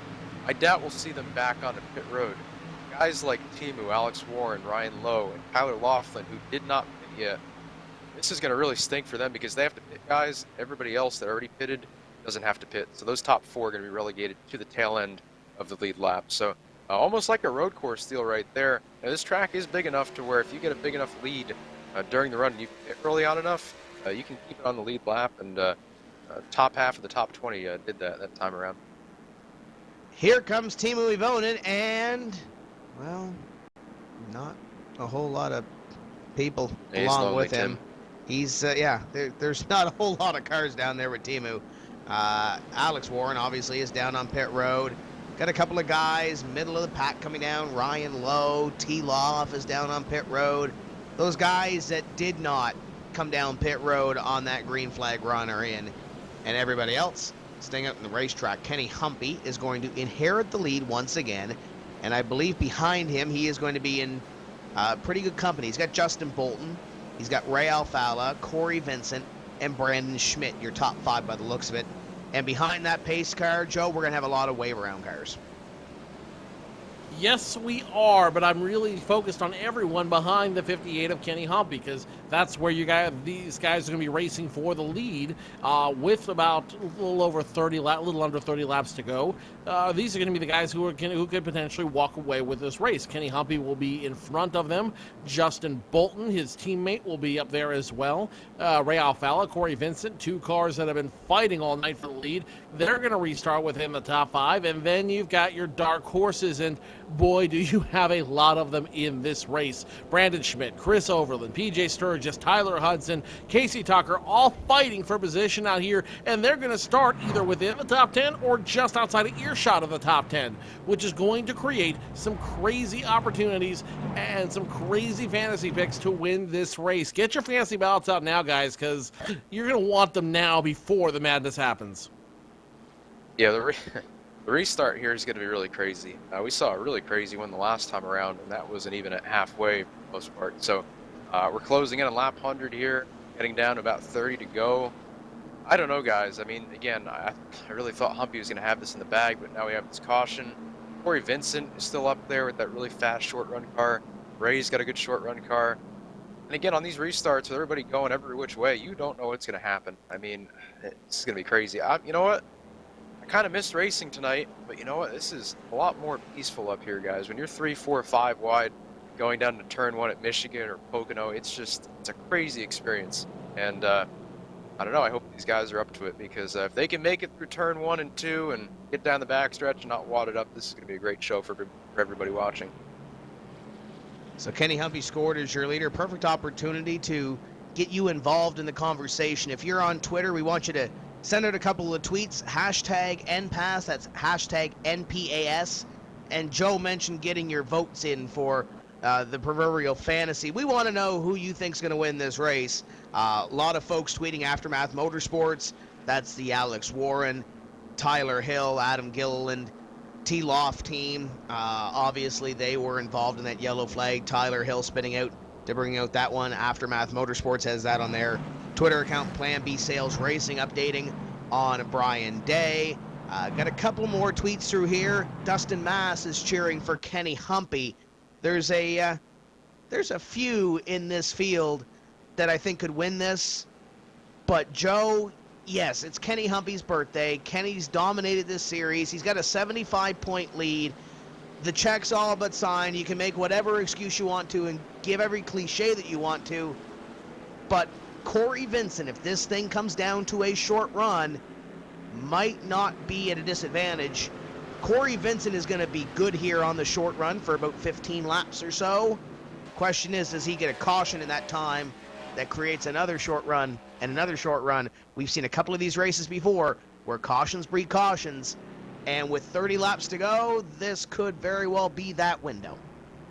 Oh, you're absolutely right. It could be, and it's absolutely right that anything can happen at this point. As the lights go off on the pace car, we are just a lap away from going back to green flag racing. Humpy, Justin Bolton, Ray Alfala, Corey Vincent, those are the 4 guys who stand to win the most if we have continuous short bursts, because they've got a bunch of stuff on their car. They've got brand new tires. They've got a full tank of fuel under these cars in front of them, and I've got a feeling that these guys can race as hard as they want at this juncture in the race. Now, if we have more yellow flags, if we see a rash of yellow fever at the end of the race here with 30 left to go, it's only going to benefit them, because when the yellow flag comes out, it's going to make them run that much harder.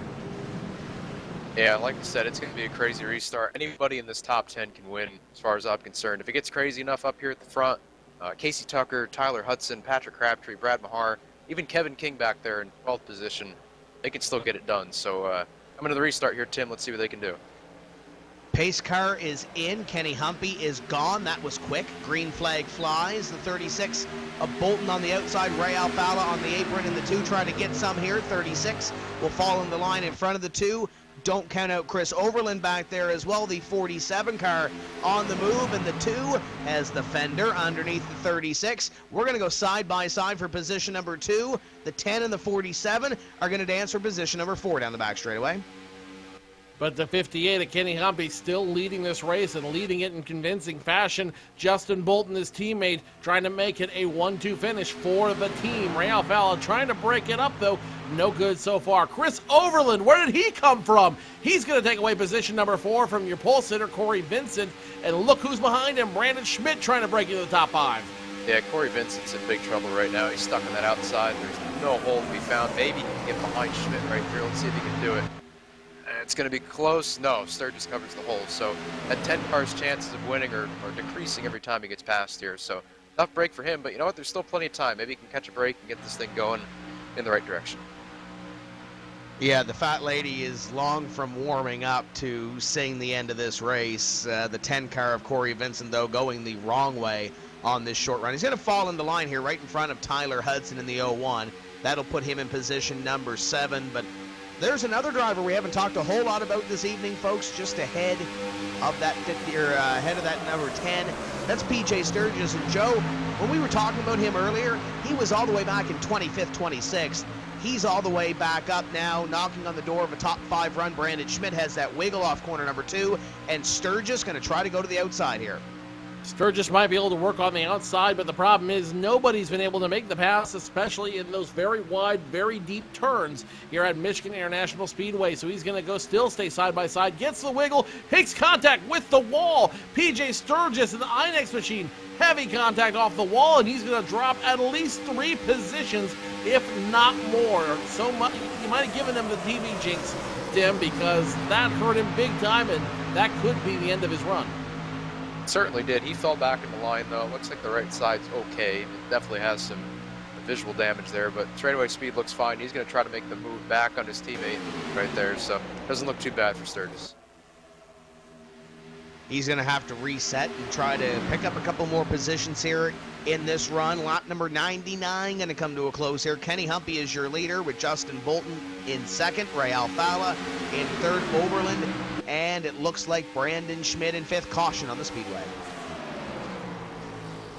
Caution's out for once again, and it looks like it might be Steven Gilbert involved in that one. The 37 machine going back to life after sitting on the apron, and taking a look back at my replay, the 37 was definitely one of the cars involved, and it looks like he might have had help from the 51 machine. That's Tyler Laughlin. Yeah, Tyler Laughlin, a little bit loose off 4. Gilbert, I think, maybe expected him to be higher than that, but still Gilbert came up, hit the door, and around he went. Yeah, it was a huge mess through 3 and 4, and then Laughlin's teammate Adam Gilliland went for a ride through the grass right in front of the front stretch. Caught some air, some door damage from that, but good wreck avoidance nonetheless, guys. But a lot of spinning off of turn 4, and I think Tim, we talked about this in the beginning of the race. We thought that might be the trouble spot, and I think that's come to fruition tonight. Most of our wrecks have been off of turn 4. Yeah, if you start that replay all the way down the back straightaway, Stephen Gilbert is chasing down the 11 and the 51. And when the 11 of Brad Davies makes the move on the 51, the 37 drives it in. And I think the 51 came down the racetrack maybe anticipating him not being there, and 37 gets a little excited. It's turned around. And as you mentioned, a couple of drivers have to take evasive action through the infield, including Adam Gilliland in the Gary Mercer Trucking number 8. He'll make his way back out to the speedway. And there's the other team that we mentioned, Drill Isle. Mike, we mentioned your team not running where they should be maybe at this point in the season. Yes, Aftermath does have a win with Alex Warren. Yes, they have a couple top 5 finishes with Tyler Hill. But, Joe, a lot of that has come through fuel mileage, pit strategy. At the end of the day, they don't ask you how you won the race. They just ask how many. But they have been struggling here tonight at Michigan. There's one team that has not hit the build, this brand new build, correctly, I guess, compared to that other one. It looked like they were just catching on when iRacing threw the new rules package at them. Yeah, but you'll have that in real racing too, though, Tim. How many times do you have you seen adjustments being made mid-season in order to make sure things stay competitive and things stay as best they can on the track and between competitors? iRacing is no different throughout the year. They are continually tweaking and adjusting this simulation so that it is the most realistic thing you will be able to get into. It's the most realistic opportunity you have to race without going out and buying a multi-million dollar race car and funding a multi-million-dollar race team. So iRacing, once again, doing a very good job of keeping up to date with the technology. Yeah, they certainly are, and the drivers, I think, have done a great job trying to market themselves and bring exposure to the series as well. Go back 4 or 5 years ago, the series first started, there were no custom paint schemes, there were no paying sponsors. None of that was really thought of at the time, I don't think. Now you have Peak, you have Alliance, you have a double clutch, unique designs, you have all these sponsors up here, Inex, all these guys. Most of the field have paying sponsors. It's a great thing to see. We need more of that. We need more exposure. The drivers are doing everything they can to market the series, but you know what? Between these broadcasts and everything else, everybody's doing a great job to get the series out there, and they're just making it that much closer to real life. The more we, get people knowing about what we're doing here with the NASCAR series. Mike mentioned a bunch of sponsors. We're going to mention a few more here. We're going to step away for just a few moments' time and bring you back to some more racing. We've got less than 25 laps to go at Michigan. Kenny Humpy is your leader. Might change in the next 22 or so. Don't go away. You'll find out after this.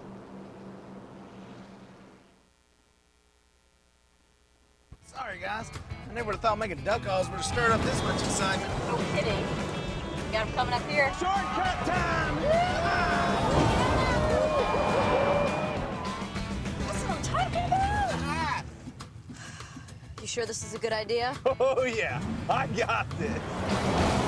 I can't guarantee you how this will end, but Pete can guarantee your radiator for life.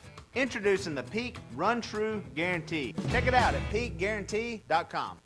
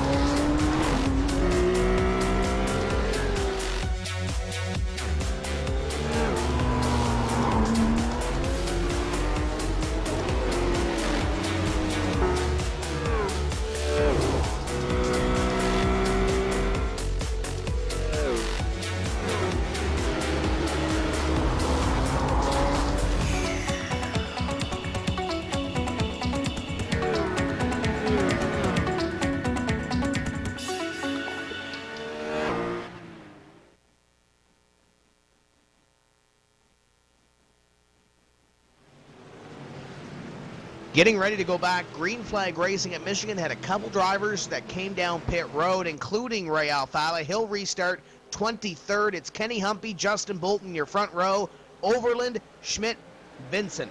Top 5. Here comes the green flag. 1:04 completed here, and we are back underway. These drivers side by side for second on back. Humpy is gone. Watch that 3-car, Brandon Schmidt, trying to get down on the inside in front of the 10. He's going to do so, but look at Overland going for the lead. Overland going for the throat and going quickly is now the 36 of Justin Bolton comes to the aid of his teammate. Is he going to be able to get around the 47? No, he's going to fight the 3 as a 47 and 36 of 3. All 3 wide going into turns 3 and 4. Can they hold it? I don't know. I didn't think they were going to make that. Oh, I still don't think they're going to make that. Oh, no. Oh, they're not going to make it. No, they didn't make it. Yellow flag out once again, and now big trouble happening all throughout the track as everyone forced to scatter. The 99, the 47 involved. Looks like the 99 of Teemu Vonen got stuck in that one. The 36 of the 36 machine got a piece of that one as well. The 4 of Brian Day. Chaos on the track. Oh man, they almost made that too. They were like so close to getting off of turn 4. They just all got together there, and then a couple guys wanted to hurry to get into that wreck there after the fact. So, man, good hard racing, but heck, I don't know, man. That really that stinks for Chris. He was having a great run. That stinks for Bolton. I just don't think they gave each other enough room. But I mean, how much room can you give? There's 20 laps to go, and you're 3 wide going for second. So, just a tough situation to be in. But that's going to end the night of all of them. As we're all pretty well beat up there. And lots more. Yeah, sorry, Tim. Lots more incidents happening after the fact. Taking a look at just what happened in the aftermath. The 34 Matt Busa was forced down into the infield. Rob Ackley went for a ride in the infield. Went off a couple of bumps there, and just aftermath everywhere in this incident. And I hate to be the officials in this situation because they're going to have to watch this incident multiple times to see exactly what took place. A lot of penalties being handed down from this incident. I think the main incident, though, the 36 gets a little bit loose, but the 3-car leaves 2 lanes underneath. Yep. I don't know how the officials can rule it any other than the 3. But that's just where I'm sitting right now, Mike. I know you're seeing the same thing pretty much here. The 3-car leaves a couple lanes underneath. Corey Vincent in that 10-car is going to use 2 of those lanes to avoid the incident. Tyler Hudson is going to do the same, I believe, in the 1-car. There's going to be a few cars get through here, but Brian Day is not going to get through here. That's a really tough break for the Plan B sales number 4 because he was quick. The 47, as we mentioned, the 36 comes down the racetrack, nowhere to go. Rob Ackley collects him. Teemu Vonen gets involved in this one with the 4-car as they tried to get through. Byron Daly could not find his brake pedal. He gets into the 99. The 16 tries to jam it up, and I think Tom may have got a little bit of damage from that. It could have been a lot worse with Byron coming to that sudden stop with the 99. Taylor Hurst gets a little bit of this. And then there's some guys at the back of the pack that went through the grass to avoid, and I believe they're going to get a little bit of damage as well. Alex Scribner in the 50 car is also going to get a lot of damage, and Scribner was scored in 39th when he came back across the line, so maybe he hit somebody back there. Yeah, he got into it with Stephen Gilbert, and the 09 of David Rattler was into the wall back there. That was a totally separate incident, but Rattler, the 50, the 37, somehow this happened in the top 3 or 4, Joe, and 38th is going to get collected in it too. Absolutely is. It's a chain, it's a domino effect, as we said earlier about pit stops. Well, it happens here too, as well as even cars that have nothing to do with it, that were just checking up, got a piece of it as well. Like the 2 of Ray Alfala, he was running strong. He was challenging for the win earlier this evening. That's probably not going to happen now, as after that incident, he made contact with the 51, who was pushed into him by the 93 of Byron Daly. Therefore, the 2 with no rear end on him, he's going to now have to try to figure out what he can do to salvage his night, if at all. But the biggest winner in all of this, chaos is now either Kenny Humpy or Corey Vincent. When we go back to Green Flag Racing, we will have approximately 15 laps to go, plus or minus. Kenny Humpy will start on the inside, Corey Vincent will start on the outside. Both those cars have been dominant all night, and I've got a feeling if any, if this is any indication, if the prior run has been any indication of what's going to happen, either the 58 or the 10 will be the winner as a result of this incident. I mean, that's a safe bet. I wouldn't really think that anybody else has shown as much speed as them tonight. But man, we just took out like 20 cars very quickly. So if the 10 and the 58 get to racing and Tyler Hudson wants to throw it in there, I mean, we can take out another 10 or 20 really quick. I've seen it happen before, and I've been a part of it. It just gets so crazy at the end of these races, you know? I mean, there's just, everybody's trying to get up there. Everybody can smell the wind. They see Humpy up there, okay? And I'll tell you how it is. They see Humpy, and they're like, man, this guy's been winning every week. We want to get up there. We want to win. We want to put our sponsors in victory lane. We want to get up against our TV. You know, talk to us. You know, it's a big deal for these guys, especially these guys that are, you know, mid-pack a lot. Aftermath Motorsports, Drill Isle. The cars have been struggling this year, and maybe you're up front now. Casey Tucker's having a season best run tonight. They want to win, and they can see that win. They're not going to let anybody take that away from them. So it's all take, no give at this point as we come down to 15 to go. This is going to be a heck of a finish if we can just keep our heads on our shoulders for a few laps after this restart. There's been 3 drivers that have really been the class of the field this evening. One of them was involved in that latest incident after coming down pit road in the last caution, Ray Alfala. But you have to believe the 58 and the 10, at least for the first 109 laps, along with the 2 car, have really been the 3 drivers that have been dominant. Humpy and Vincent are going to share that front row. Tyler Hudson, Thomas Davis, Kevin King gets through. That comes from about 10th on that last restart to restart in position number 5, with PJ Sturgis, Casey Tucker, Chad Lawton, Patrick Crabtree barely getting through that, and Brad Mahar spinning through that one in the Infinite Creative Solutions number 13, going to restart in position number 10. So there's some players up here now that could make things very interesting in these final laps. We're going to come by this time and have 16 laps to go in this one, 109 completed. About to be 110 here for Kenny Humpy in the peak number 58.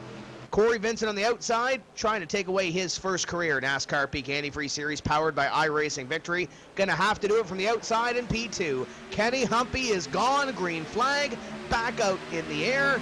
10-0-1, that's going to be the battle for position number 2. Hudson to the inside of the 10, pokes that nose down there. Kenny Humpy is gone, and now the question is, can anybody dethrone the king, Tyler Hudson? Another peak driver wants to try to get to the peak of the mountain. Corey Vincent settles for position number 3. No, he's going to cross over, try to break out underneath the 0-1 of Tyler Hudson. Will it work? That is the question as Corey Vincent, Thomas Davies, and Kevin King watch on. They're 3 wide back there. Lawton threw it in under Casey Tucker, and they're 3 wide back behind them still. They're continuing to go at it. Caution flag back out on the speedway, and we'll re-rack the rest of the field again. The 51 is slow in the corner, and Adam Gilliland is in the infield, so without a front end of that race car. So I would have to believe that Gary Mercer Trucking number 8 was a part of this one, and 38-11, I believe, is the start of this, Joe, and then behind them they stack up, and Adam Gilliland had absolutely nowhere to go. So let's start with a 38 and the 11 here, and then there's a second incident that it looks like took place on the track.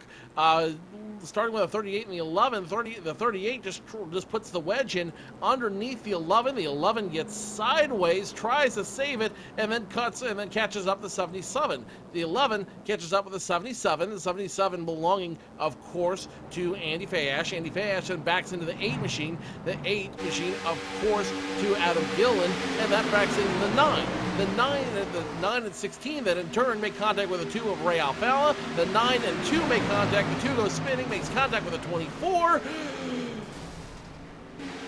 And everything is gone crazy. Needless to say, the Vision of Flight has been grounded for the night, as well as a handful of other drivers. The Kings are dead. Long live the King. In front of this field, that's a 58 of Kenny Humpy. Yeah, the flight might be grounded, but I think old Wendell Scott in the door there is pretty scared too after that crash. My goodness, massive crash for Ray. It's a great looking car, good initiative that they're taking with that deal. But I mean, Joe, that was a great explanation, but I can sum it up in one word: mess. I mean, just an absolute mess, a train wreck. if you want to call it, for these guys in the back. Ray already had damage. Overland, Tyler Hill already suffered damage from previous incidents, and well, that was the knockout punch for most of them back there. And like we said before the restart, if they could just keep it together for a couple laps, get this thing strung out, we could see a good race to the finish. But everybody's just going at it tonight, and this is one of the more aggressive Michigan races I've seen in quite some time. I like your description, Mike. I really do. Well, I mean, it's simple and to the point. We could go through this all day and talk about who's swerving at who and who's blocking and who's wrecking each other. But I mean, it's just an absolute mess. The last couple of restarts here, and I understand. I've made a mess of things before in the series too, and so is my teammate Brian Schoenberg. We're pretty good for that sort of thing. But I mean, these guys they're doing a good job. I mean, they did a great job in the first half. Don't get me wrong. That was a great first half to this race. Lean and green for the most part, green flag pit stops, cautions every now and then, but normal. These guys just have to back it down a little bit, regroup, and try to get through these final 10 laps without going bananas, because riding behind the Mustang pace car is not going to improve their position at all. And if you're Corey Vincent or Tyler Hudson or now Kevin King, who's back in the top 5, you need this thing to be green and not under caution to try to get Humpy. So coming into this evening, Kenny Humpy had a 75-point lead on Ray Alfala and had a 105-point lead on Chris Overland. Chris Overland right now is running all of 27th on pit road right now, or just came off pit road. Ray Alfala's car is sitting on the virtual flat deck. That will not finish the race, so that's going to hurt Ray, and it's going to hurt Overland, albeit we do have one drop race that these drivers can factor into their total. But with Humpy leading this race, yes, Patrick Crabtree is running in the top 10. Yes, Chad Lawton is running in the top 10. But they are 100-plus points behind. Yes, with 7 races to go, there's still a little bit of time. But, Joe, it just the stars are in line right now, it seems like, for Kenny Humpy with these 7 races to go. We did see Tyler Hudson a couple of seasons ago come back from a full race back. But at the end of this race, Kenny Humpy is likely going to be a full 2 races ahead if he can stay out front and win this race. That's the if right now. When we go back to green flag racing, we'll have plus or minus 11 laps left to go. Kenny Humpy has been strong on every restart. So is Corey Vincent. Tyler Hudson's there as well. And then there's the teammate Kevin King, who's in 5th.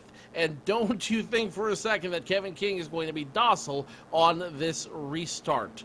So let's call it as we see it, guys. I'm going to start with you, Mike. I want to know, who do you have to pick this race? And I already know who my pick is, but I'm really curious, as we have the lights are off, 1 lap to go, who you think is going to walk away with this one? Well, I mean, if I picked anybody but Kenny Humpy, I think I'd be making a terrible decision. He's had the fastest car in the long run. He's had the second fastest car, the sub 15 lap runs. We got 10 laps to go here, so yeah, Corey Vincent's wheelhouse as far as his car has gone tonight. But we've got a couple heat cycles on these tires. Should put it more to the 58.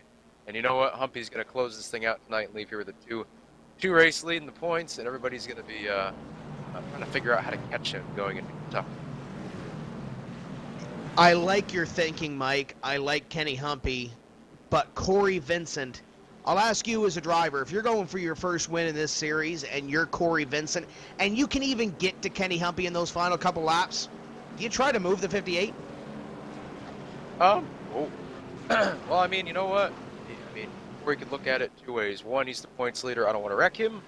Or 2, he's the points leader with a 2-race lead in the points. Now he can afford a few points gone. So I don't think Corey's like that. But you know what? When people want to win, you don't know what they're going to do. So we'll see how bad Corey wants it here. Hopefully we can do this clean.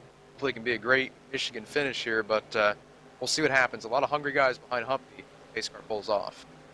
Are we done with the cautions? We'll find out fairly soon. A green flag in the air for the 58 of Kenny Humpy, and he is gone. The 10 of Vincent should be able to slot in the line here to position number 2. The 01 of Tyler Hudson going to look underneath the 10, going down into corner number 1, and don't look now. Here comes the 29 and Kevin King, along with his teammate on the outside, Thomas Davis, in the 83. Your top 5 are going to make it through corner number 2 and down the back straightaway clean. Now the rest of the field going to try to do the same. Humpy will stay on point. Vincent second, and now the battles for position number 3 and counting. Tyler Hudson in the mix. Kevin King, Thomas Davis, Chad Lawton, PJ Sturgis, all side by side battling for positions 3 and on, which benefits the 2 men up front. They cross the start-finish line, 10 to go. Corey is not letting him get away. He's sucking up right to the bumper of that 58 car. He's going to get him a run for his money. I mean, I don't doubt that. He can get there. Can he get around him? That's the question. They're already pulling away from Hudson. I don't think Hudson has anything for them. Everybody's racing like crazy back there, 10th on back. So I think the winner is going to come from this top 2 if we don't get another caution. But I mean, they're 3 wide right now for 15th, so nothing's out of the question. They're trying to get a caution flag back there. Question is it going to trigger a caution flag at some point in this run? 116 completed here, and the top 2 breaking away a little bit from Tyler Hudson, Kevin King, and Chad Lawton, who looks over his teammate at position number 4, and Casey Tucker throwing a little bit of a block on Thomas Davis. He just got that position from the 83 to move him into position number 6. Brad Mahar on the outside line trying to pick up one from Brian Blackford around 10th place, but Corey Vincent trying to reel in Kenny Humpy and possibly take away his first career NASCAR Peak Antifreeze Series victory, coming down to the final laps. It's go time if you're the 10. It's go time if you're the 10. It's go time if you're everybody else. And if it's Kenny Humpy, it's no time to put it in cruise control anytime soon. You've got to keep the hammer down. You've got to keep driving and digging on this track. And Kenny Humpy's got to do everything he can to make sure he maintains this lead. Because, guys, very frankly, this could be the race that seals the championship. Even though we have a 4-race chase, per se, this could be the race that seals the championship. Yeah, you need about a 15-race chase to get to Humpy at this point. And again, you know, we're not writing anybody off. We're not trying to make this sound like it's over with.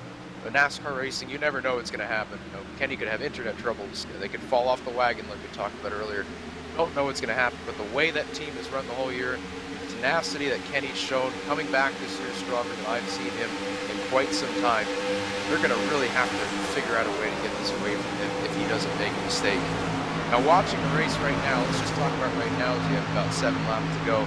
It looks like Vincent can get to him a little bit 1 and 2. He's better than Humpy at that end of the speedway.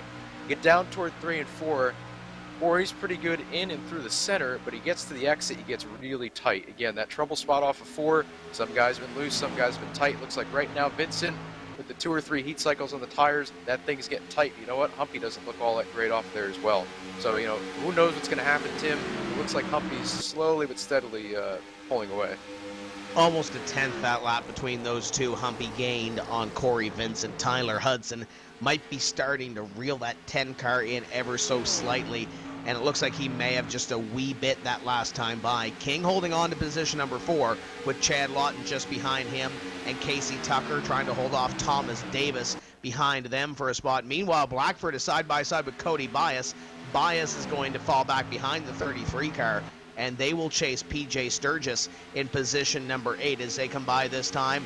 5 laps to go, and the 27 underneath the number 33. He is there. That is a side-by-side battle for position number 9.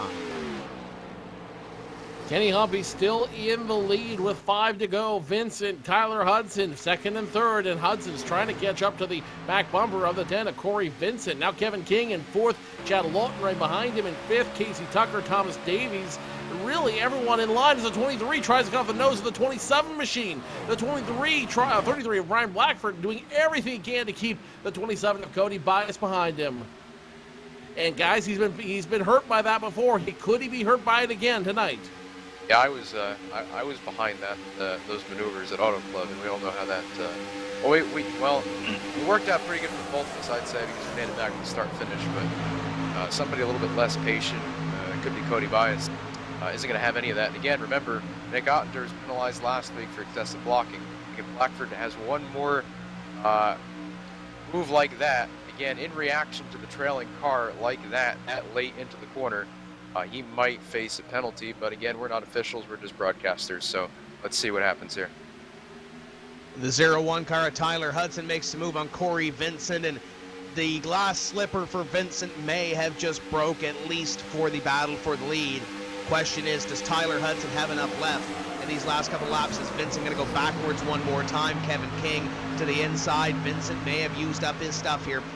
Kevin Crossover. King going to move to position number 3. Crossover move. Fayash going to get out of dodge. And here comes the 10 back to the inside of the 29. But guys, the biggest thing to remember here is Kenny Humpy is on his own island right now. 0.7 of a second over Tyler Hudson. Corey got nearly a second over Corey Vincent. The 26 of Chad Lawton, Kevin King and company. So now the battle is going to be for the scraps. Unless something catastrophic happens, that Kenny Humpy, our experts project him to be the winner here at Michigan. All he's got to do is cruise around for 2-4 more miles. I mean, he's got it under control right now. This is his race to lose. I tell you who's winning. Kenny Hump isn't winning. None of these guys are winning. Peak is winning. 1-2 right now for the Peak cars. So really good to see those 2 cars running in front. Hopefully we can add a 3rd Peak car, top 3 of Kentucky. But either way, great run by Humpy tonight. He's done everything right. He's going to come to the white flag here with about a second lead over Tyler Hudson. If he can just pull this thing around one more time, he's going to have it. Casey Tucker to the top 5 as well. He just made the move on Kevin King to put himself in P5. Final lap of racing. Chad Lawton now underneath Corey Vincent for position number 3 as they'll go side by side into corner number 1. And don't look now, Casey Tucker going to try to get his best NASCAR Peak Antifreeze Series finish as he moves underneath the 10. We're going to have a side by side battle down the back straightaway for 4th. Meanwhile, up in front, Kenny Humpy in the Peak Antifreeze number 58. Leads this thing through 3 and 4, and your point leader going to extend that point lead in a huge way. Checkered flag at Michigan, and round number 9 of the NASCAR Peak Antifreeze Series goes to Kenny Humpy. Tyler Hudson makes it a Peak 1-2. Chad Lawton in 3rd, Casey Tucker in 4th, and Corey Vincent going to hold on over Kevin King for position at number 5. Kenny Humpy once again on top of the mountain in the NASCAR Peak Antifreeze Series. This is win number 5 in the 9 race series so far. Long live the king. I'll say it again. Long live the king. As you see the 29, the 26 flanking the 58 of Kenny Humpy. In fact, we'll say the 26 is defending the 58 from the 29. Kevin King is congratulating the king. Now Kevin Humpy on his win. And guys, I think that's it. I think that anyone who wants to try to win this series just had a major blow dealt to them. Yeah, you could definitely say that. I mean, I think we've seen the whole year that Humpy's been the fastest car. He's been the most consistent car. He's really mimicked the 4 car in real life, 78. That 58 has been like one of the Stuart Haas cars, the Furniture Road racing team. Very consistent week in, week out. Great speed, great strategy, and they've got everything going their way. And the way everything's went for him this year, I mean, he hasn't really had a lot of bad luck. That could still set in as we go through the final 7 or 8 races of the season. But, I mean, he's got such a huge lead, guys. I mean, it's going to be really difficult for anybody to do anything with that. He's celebrating in Gatorade Victory Lane. He pulls in to Gatorade Victory Lane at Michigan, and we will step away for a few moments' time, and we will set up for the post-race show. We'll talk to your top 5 finishers from the Michigan International Speedway in the NASCAR Peak Antifreeze Series coming up after this.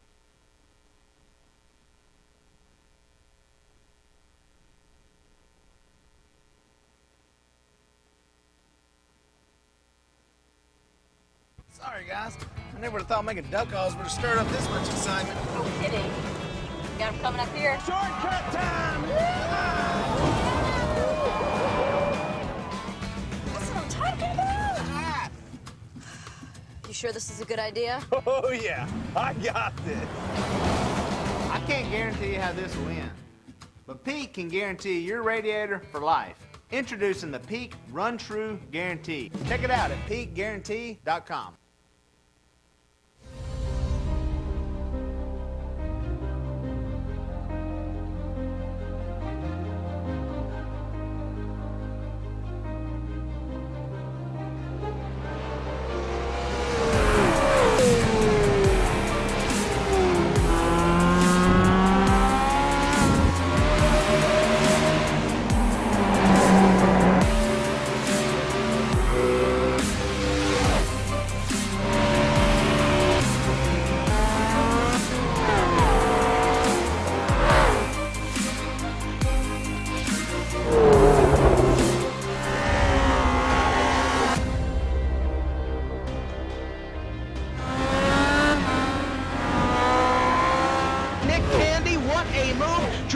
outside contact made.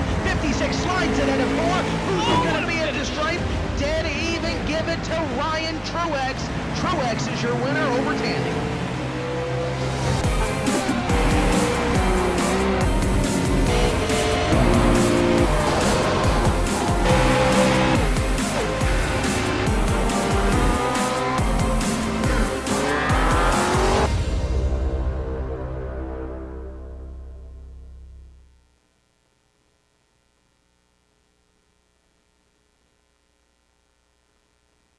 Welcome back to the Michigan International Speedway and round number 9 of the NASCAR Peak Antifreeze Series powered by iRacing.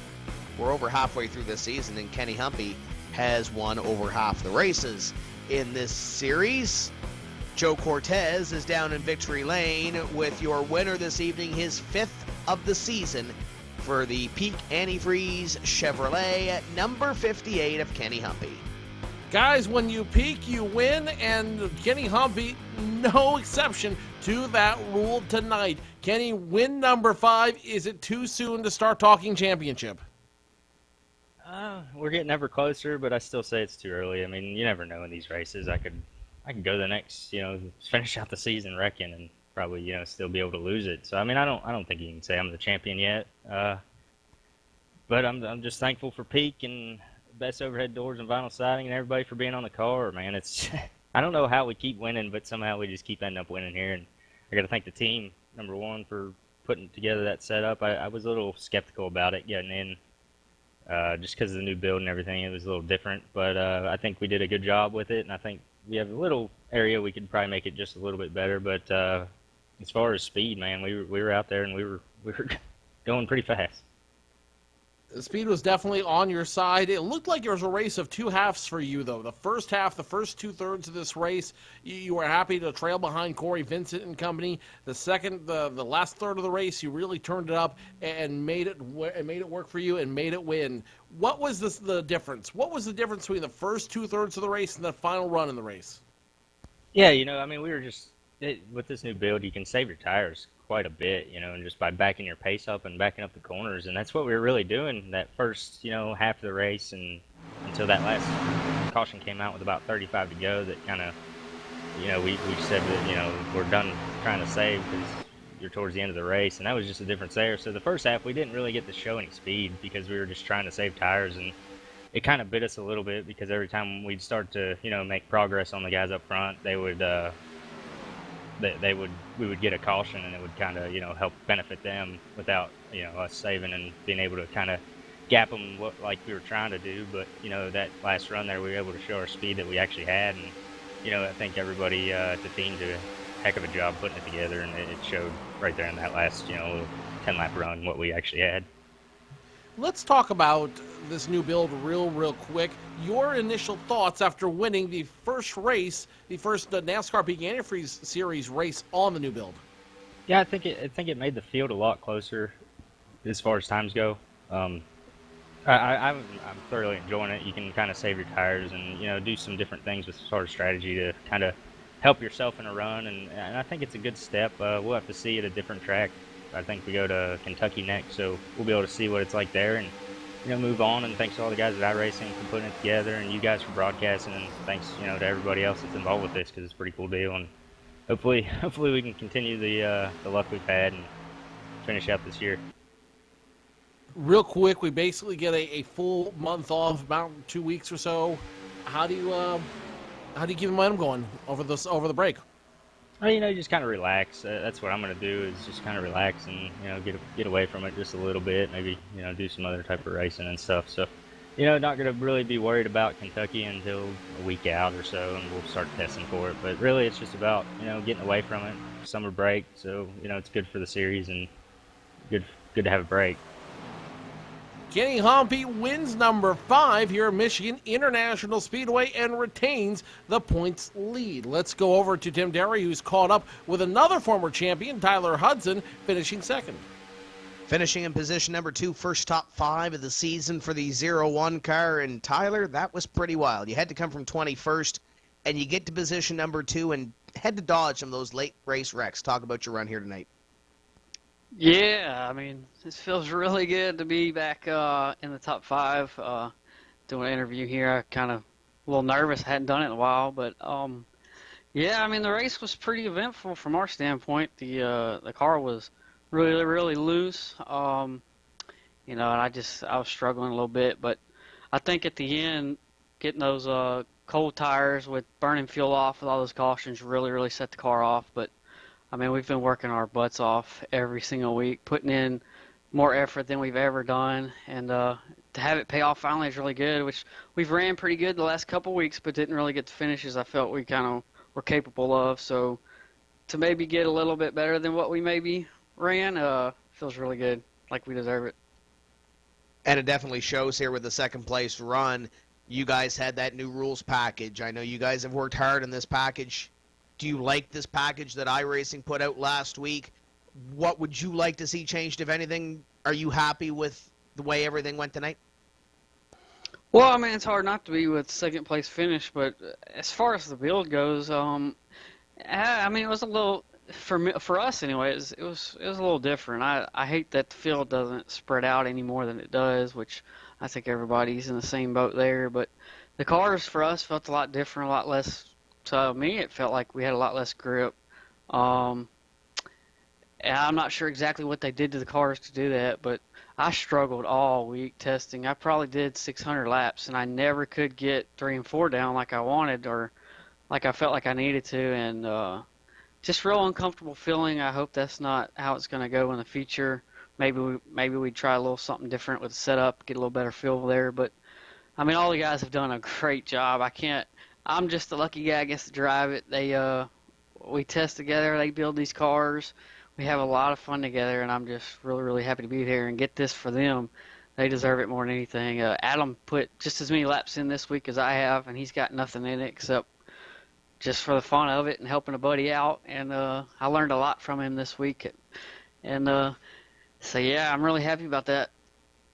Before we let you go here this evening, you came in 14th in the point standings. This is going to help you a little bit. Some of those guys in front of you had a little bit of tough luck. Is this where this team turns a corner?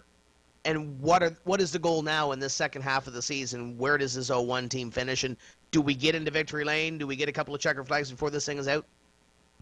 Man, I sure hope so. It's so hard to win these races, especially when Kenny's winning all of them. Nobody's really been able to beat him just on pure speed, I don't think. So second place is like a win, but I don't know. Anything could happen. I sure hope so. We want to get in the top 10 in points. We had a really bad start to the season. We struggled a lot, did a lot of rebuilding, regrouping. To get top 10 in points would be a really successful year, and really all this is building up for next year. We want to go hard next year and really fight for that championship again. But I think Richmond was the turning point. We were so bad there. So these last 3 races have catapulted us back up to, I think, 11th or tied for 10th in points. So if we can get anywhere in the top 10, top 5, which I think is very realistic with the way we're running, it would be a huge successful season for us. And that's Tyler Hudson coming home with position number 2 here this evening. And Mike, without that drop, he is tied for 10th place in the point standings. And I believe you've caught up with a driver that, let me do some quick math here, is 112 points out of the point lead in 3rd place. Without the drop factored in, it's Chad Lawton. All right, Chad. So first question, 112 points back. Can you make up those points in Humpy? Honestly, probably.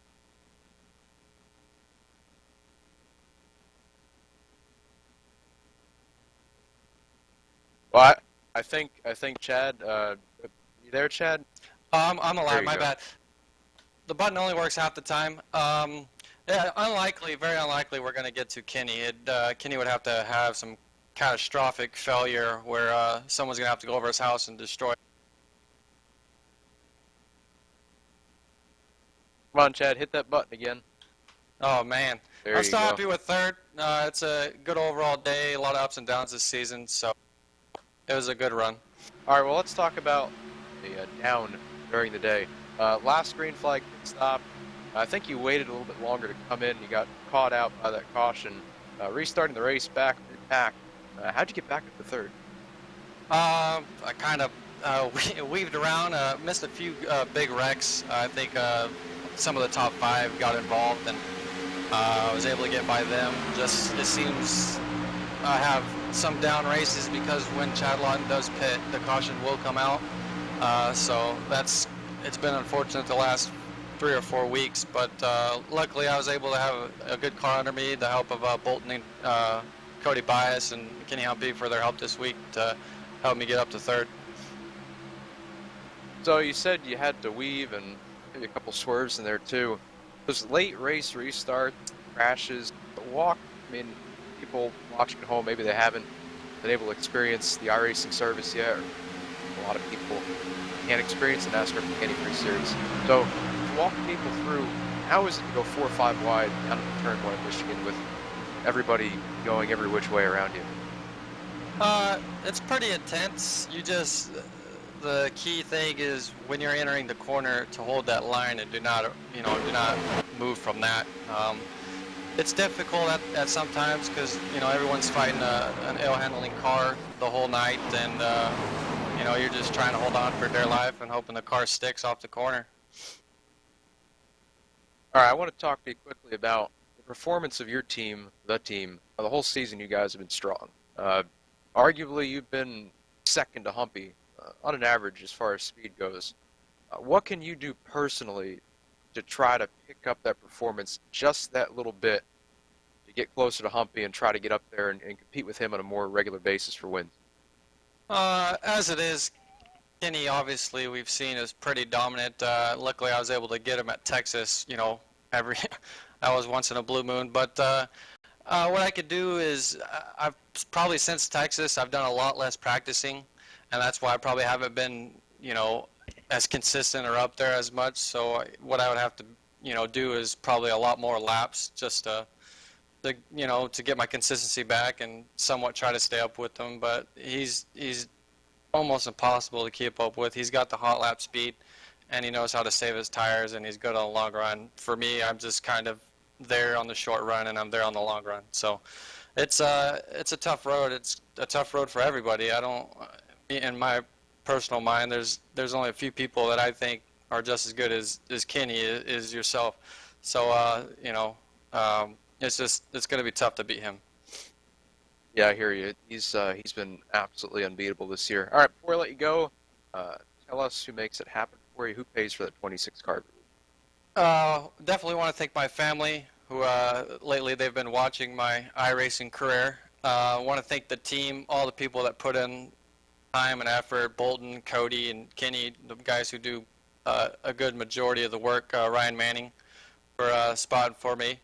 And I want to give a big shout out and congratulations to Kenny Humpy, and happy birthday, bud. All right, good work, Chad. Hopefully I'll see you on the track in Kentucky. I'm going to throw it down to Tim Terry, who's caught up with 4th place finisher Casey Tucker.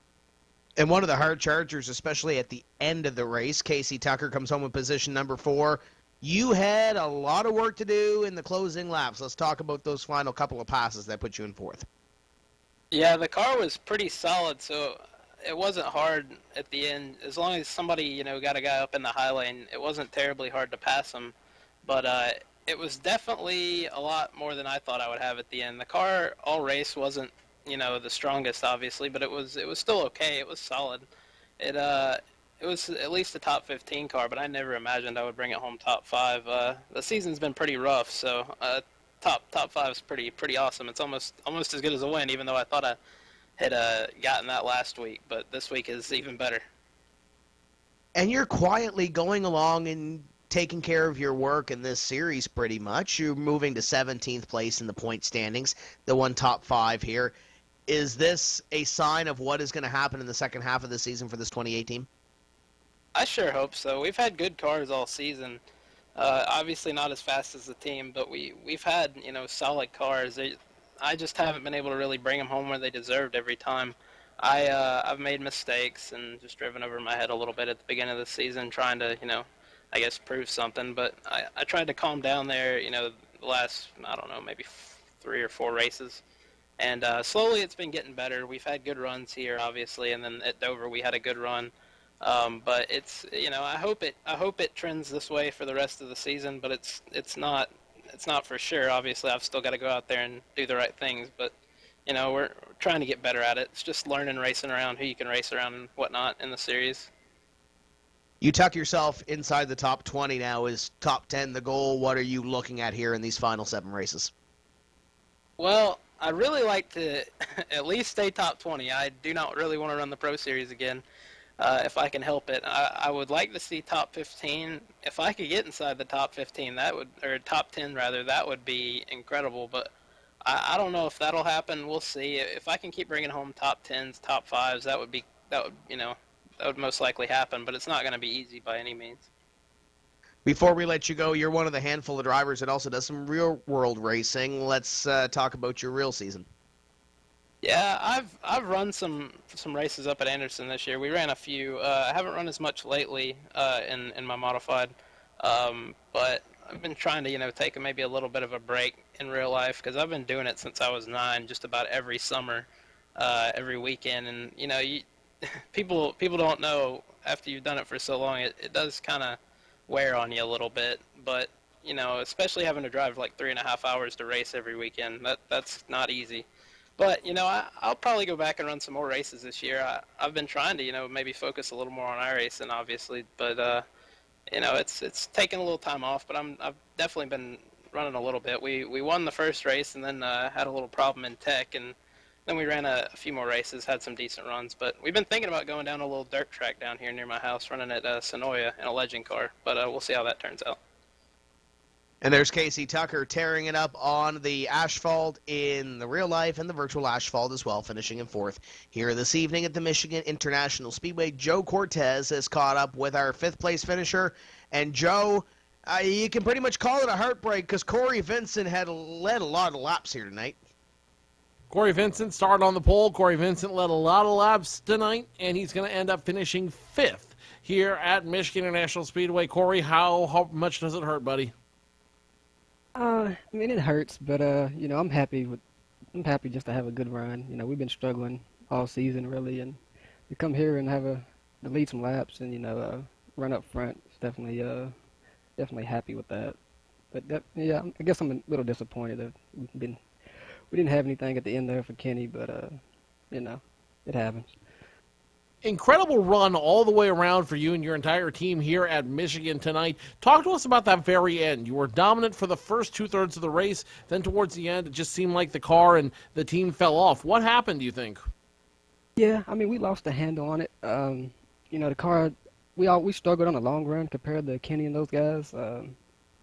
And there at the end, with those cautions and the heat cycles, the car just got really tight. And there at the end on that last restart, it was like 10 to go. And, I thought I was going to be able to have something for Kenny, but once I started getting closer and closer to him, the car just didn't want to turn. And, eventually we started falling back. But, I mean, congrats to him. He was fast all race. And,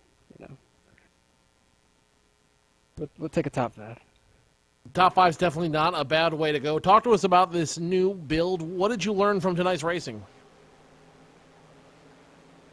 I learned that the racing, well, it kind of fell in our favor because the last build we struggled pretty good. We were off the pace about every week, but they put that new build out and they kind of right away we hit on it. We had speed handling, and the race, to have it show in the race is just huge for us because I mean we needed a good run. We've been struggling pretty good the whole season. If this is a sign to show in the future that we can run good in the future races, then I'll be happy with that. Corey Vincent finishing 5th tonight after starting on the pole. Corey, have a great mini vacation, if you will. We'll see you back here in a couple weeks. All right, thank you. Tim, what an incredible race we saw here on this new build. A lot of great drivers, a lot of great talent out here. But once again, Kenny Humphrey rises to the top here at Michigan International Speedway. And if tonight's racing is any indication of what we're going to see here in about 4 weeks' time or so, this bottom half of the season is going to be the best yet to come. I can't wait, and I know, Tim, you can't wait to see what these drivers end up doing when push comes to shove at the end of the season. And I'm going to ask Mike Conti to offer up his final thoughts as well. And Mike, I know you wanted to be in the race car, but something a little bit different here this evening. You've been up here in the booth with us before. Great to have you up here, but I know you're chomping at the bit to get ready for Kentucky. Well, thank you. It's been it was a fun experience, something different. I mean, as you saw, our team didn't run worth a darn anyway, so didn't really miss much. But good being up here. Get to have a different perspective. It's nice to see how these races unfold outside of the race car. But I suppose we'll go to work for Kentucky. Like Humpy said, maybe a week before, try to get something patched together. Hopefully we can hit on something. We're gonna figure it out eventually. We're working on a few different things, R&D wise, to try to get a different package under the car completely. Change everything, and eventually we'll hit on something. But racing at Kentucky is usually exciting.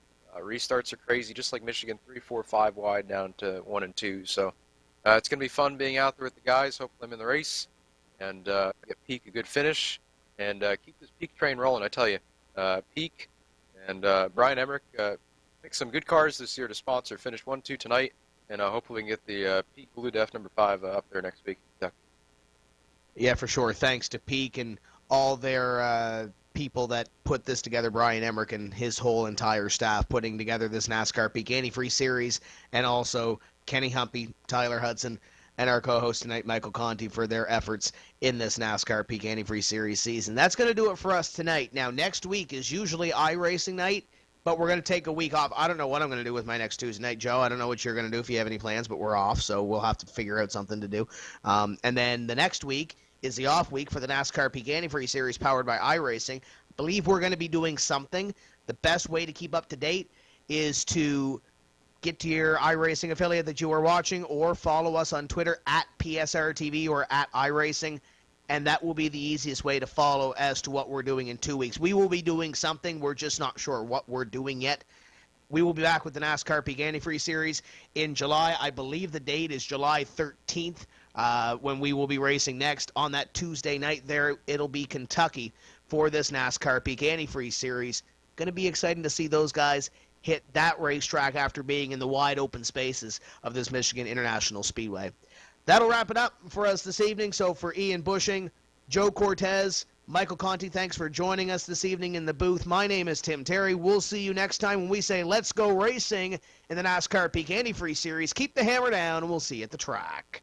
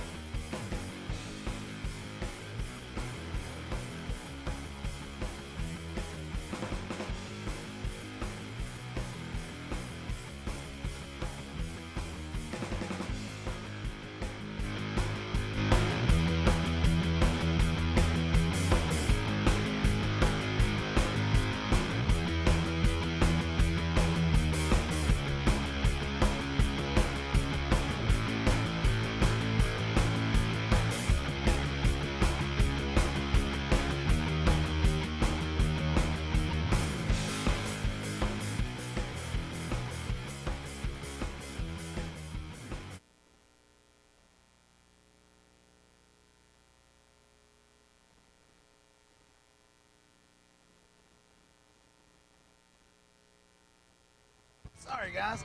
I never would have thought making duck calls would have stirred up this much excitement. No kidding. You got him coming up here. Shortcut time! That's what I'm talking about. You sure this is a good idea? Oh, yeah. I got this. I can't guarantee you how this will end, but Pete can guarantee your radiator for life. Introducing the Peak Run True Guarantee. Check it out at peakguarantee.com.